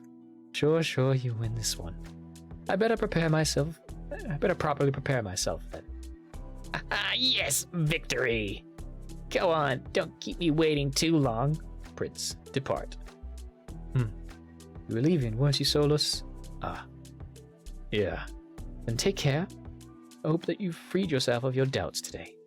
And whether or not you come to a silly little celebration later is up to you. In the end, your choice there means nothing. Solus, get out of there. Hey, wait. Really just gonna go home? Come on, man, don't be so boring. You still have a day to think it over. So is it true that you feel lonely lately? Ugh, shut up. Don't take whatever embarrassing shit His Highness said seriously. I don't get why else you beg me to stay, when you seem to be all buddy-buddy with everyone here, even common servants. That's because you're Solus, duh. Want to hang out with not Solus people, then I wouldn't bother you. But I happen to miss Solus people and Kotori people just a tiny bit. I don't know about Kotori, but I'm a bad friend, and I'm a bad friend that you're better off without. What? Call yourself bad, then you haven't seen what bad is, Solus. Sure, turning into a boring no-show is annoying, but that's still nothing. You're miles better than we good friends I made in the past. Since you're at least not gonna try and get me killed. What? Hold on. That's your only criteria for friendship? Someone not doing that passes the minimum to be considered a decent person. It's not a basis for a friend. There you go, thinking monstery standards apply to winged. You're good enough for someone like me is all I'm saying. Even when you're sulky like this, you're still good enough. And when you do put in effort, you're more than good enough. Point is, you can't do worse than what I called a friend in the past. It won't do anything that bad to me, even if you could. Right? Well, it's not like I have any reason to. So, of course I wouldn't. You got that fairness shit going on. Like some kind of honorable warrior. That's why I keep clinging to you. Even though you flip me off every time you see me lately. It's not just about being fair. More like I meant to say that I don't dislike you. That's what you thought. So, Corona... Ugh. Wait. You're gonna say sorry, shut the hell up. Really, it's cool, man. I just have short patience that makes everything worse. Oh, no way. Is that how you see yourself? You have unbelievable patience in putting up with my shit, I'd say. So you are aware of how easily you can peeve me, I see. Oh, not my fault you're so easy to pick on. But I'll tone it down a little. I'll try to mind my short temper a bit better, too. How's that for an apology? Hey, don't start acting like a dumb softy now. Real, I'm not like just depressed over the times when you guys ditched me at all. I can deal. I'm used to you and Tori being like that by now. Which I guess is sad to acknowledge out loud. Still, I'm no weakling, so I'm fine, but it'd be nice if you didn't ditch Suvi. What does this have to do with His Highness? Well, don't you feel a bit bad about ditching someone on their birthday? You didn't seem to mind the idea of my absence at all. So what does it matter to you if I want to attend again anyway? If I won't attend again anyway? His Highness is not a child. Birthday isn't anything that would affect him. Way to miss the point. It's not about that. You just not care about Suvi at all. I never said that. His Highness's well-being is highly important to me. I will do anything he asks and take care of whatever he wants, without hesitation. However, attending formal events isn't part of my duties. I don't think you're getting me. Okay, well, let me ask you something instead. What is Sullivan to you? What is Suvalan to you, Solus? I keep saying Sullivan. What kind of question is this? It's your serious answer, bro. Can't take you seriously if you'll face me like this. Just answer the goddamn question. His Highness is my ruler. Highest authority there is. The one I must do the most for. And? That's all. Okay. Didn't you guys used to be super duper good friends? Though I don't get why you seem to just not care nowadays. You're right. Not about the super duper whatever, but yes, we were friends. Or at least I used to think of him that way. But now, as long as I'm a servant to the throne, there's a line that mustn't be crossed. What gives? I mean, look at me, Solus. I'm like his badass sidekick assistant second in command. I can still treat him as my friend. Don't think it'd kill you to do the same, would it? It's not it. Not about what I do or what I want. What matters is His Highness. It is just the fact that he is not looking for a friend. Our prince desires perfect model servants, loyal followers, and not friends.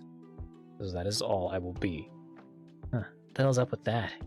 There's a clear line there that I don't intend to cross. That's all, Corona. Really? That's what's going through your head. Man, this is the difference between us.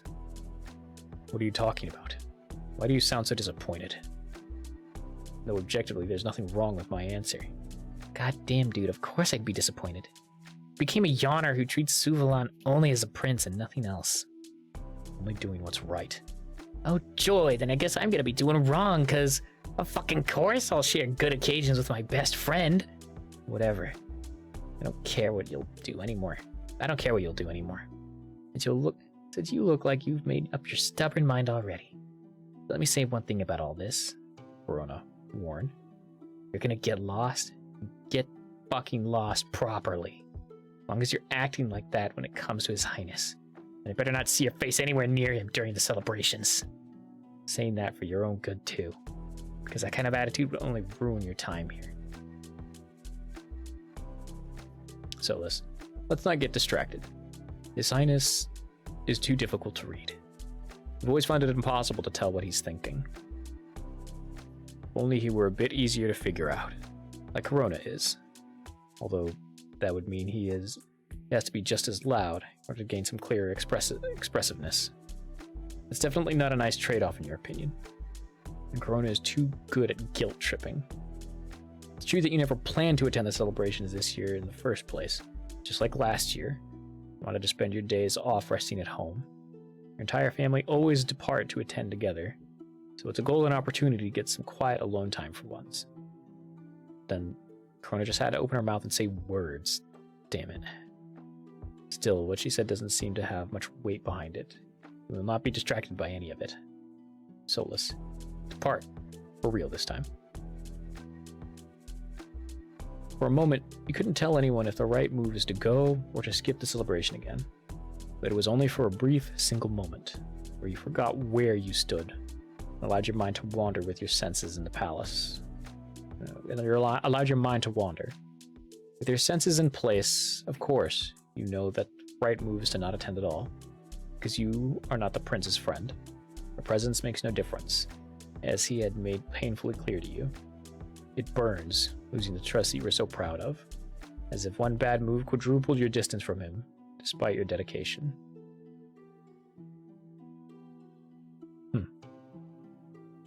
That's right.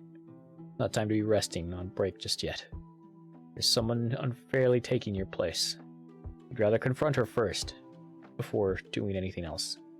Seek her, knave. The one who shielded a human in this world is the most dedicated towards monster kind. We'll see just how true that claim is. Better have a good explanation ready for all of her shady actions. Kotori, where are you going? And we will pick up next time. Woo, man, that was a lot.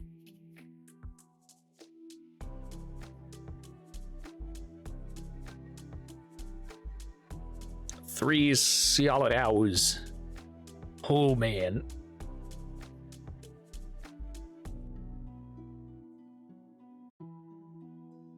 Oh, so it pops up over here. But whatever. We will not mind that. And we will instead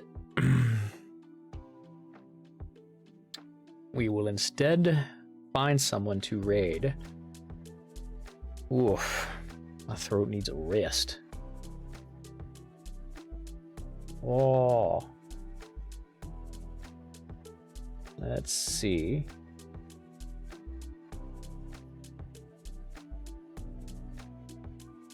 Who can we raid into? There's quite a number of people online today, damn. Let's see.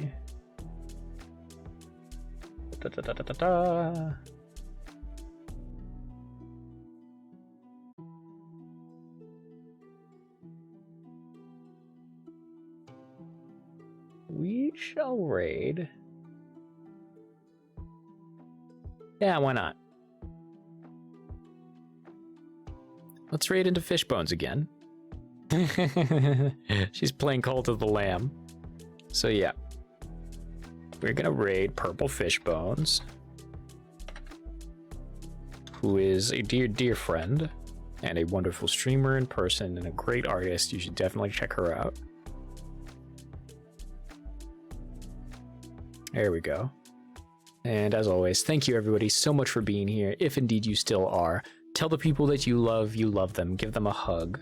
If you need to get up and take a break, do so. Use the bathroom, go grab some food, grab some water, and just take care of yourselves. You deserve it. I will see you all tomorrow for something. Not sure what, but something. And yeah, until then, bye.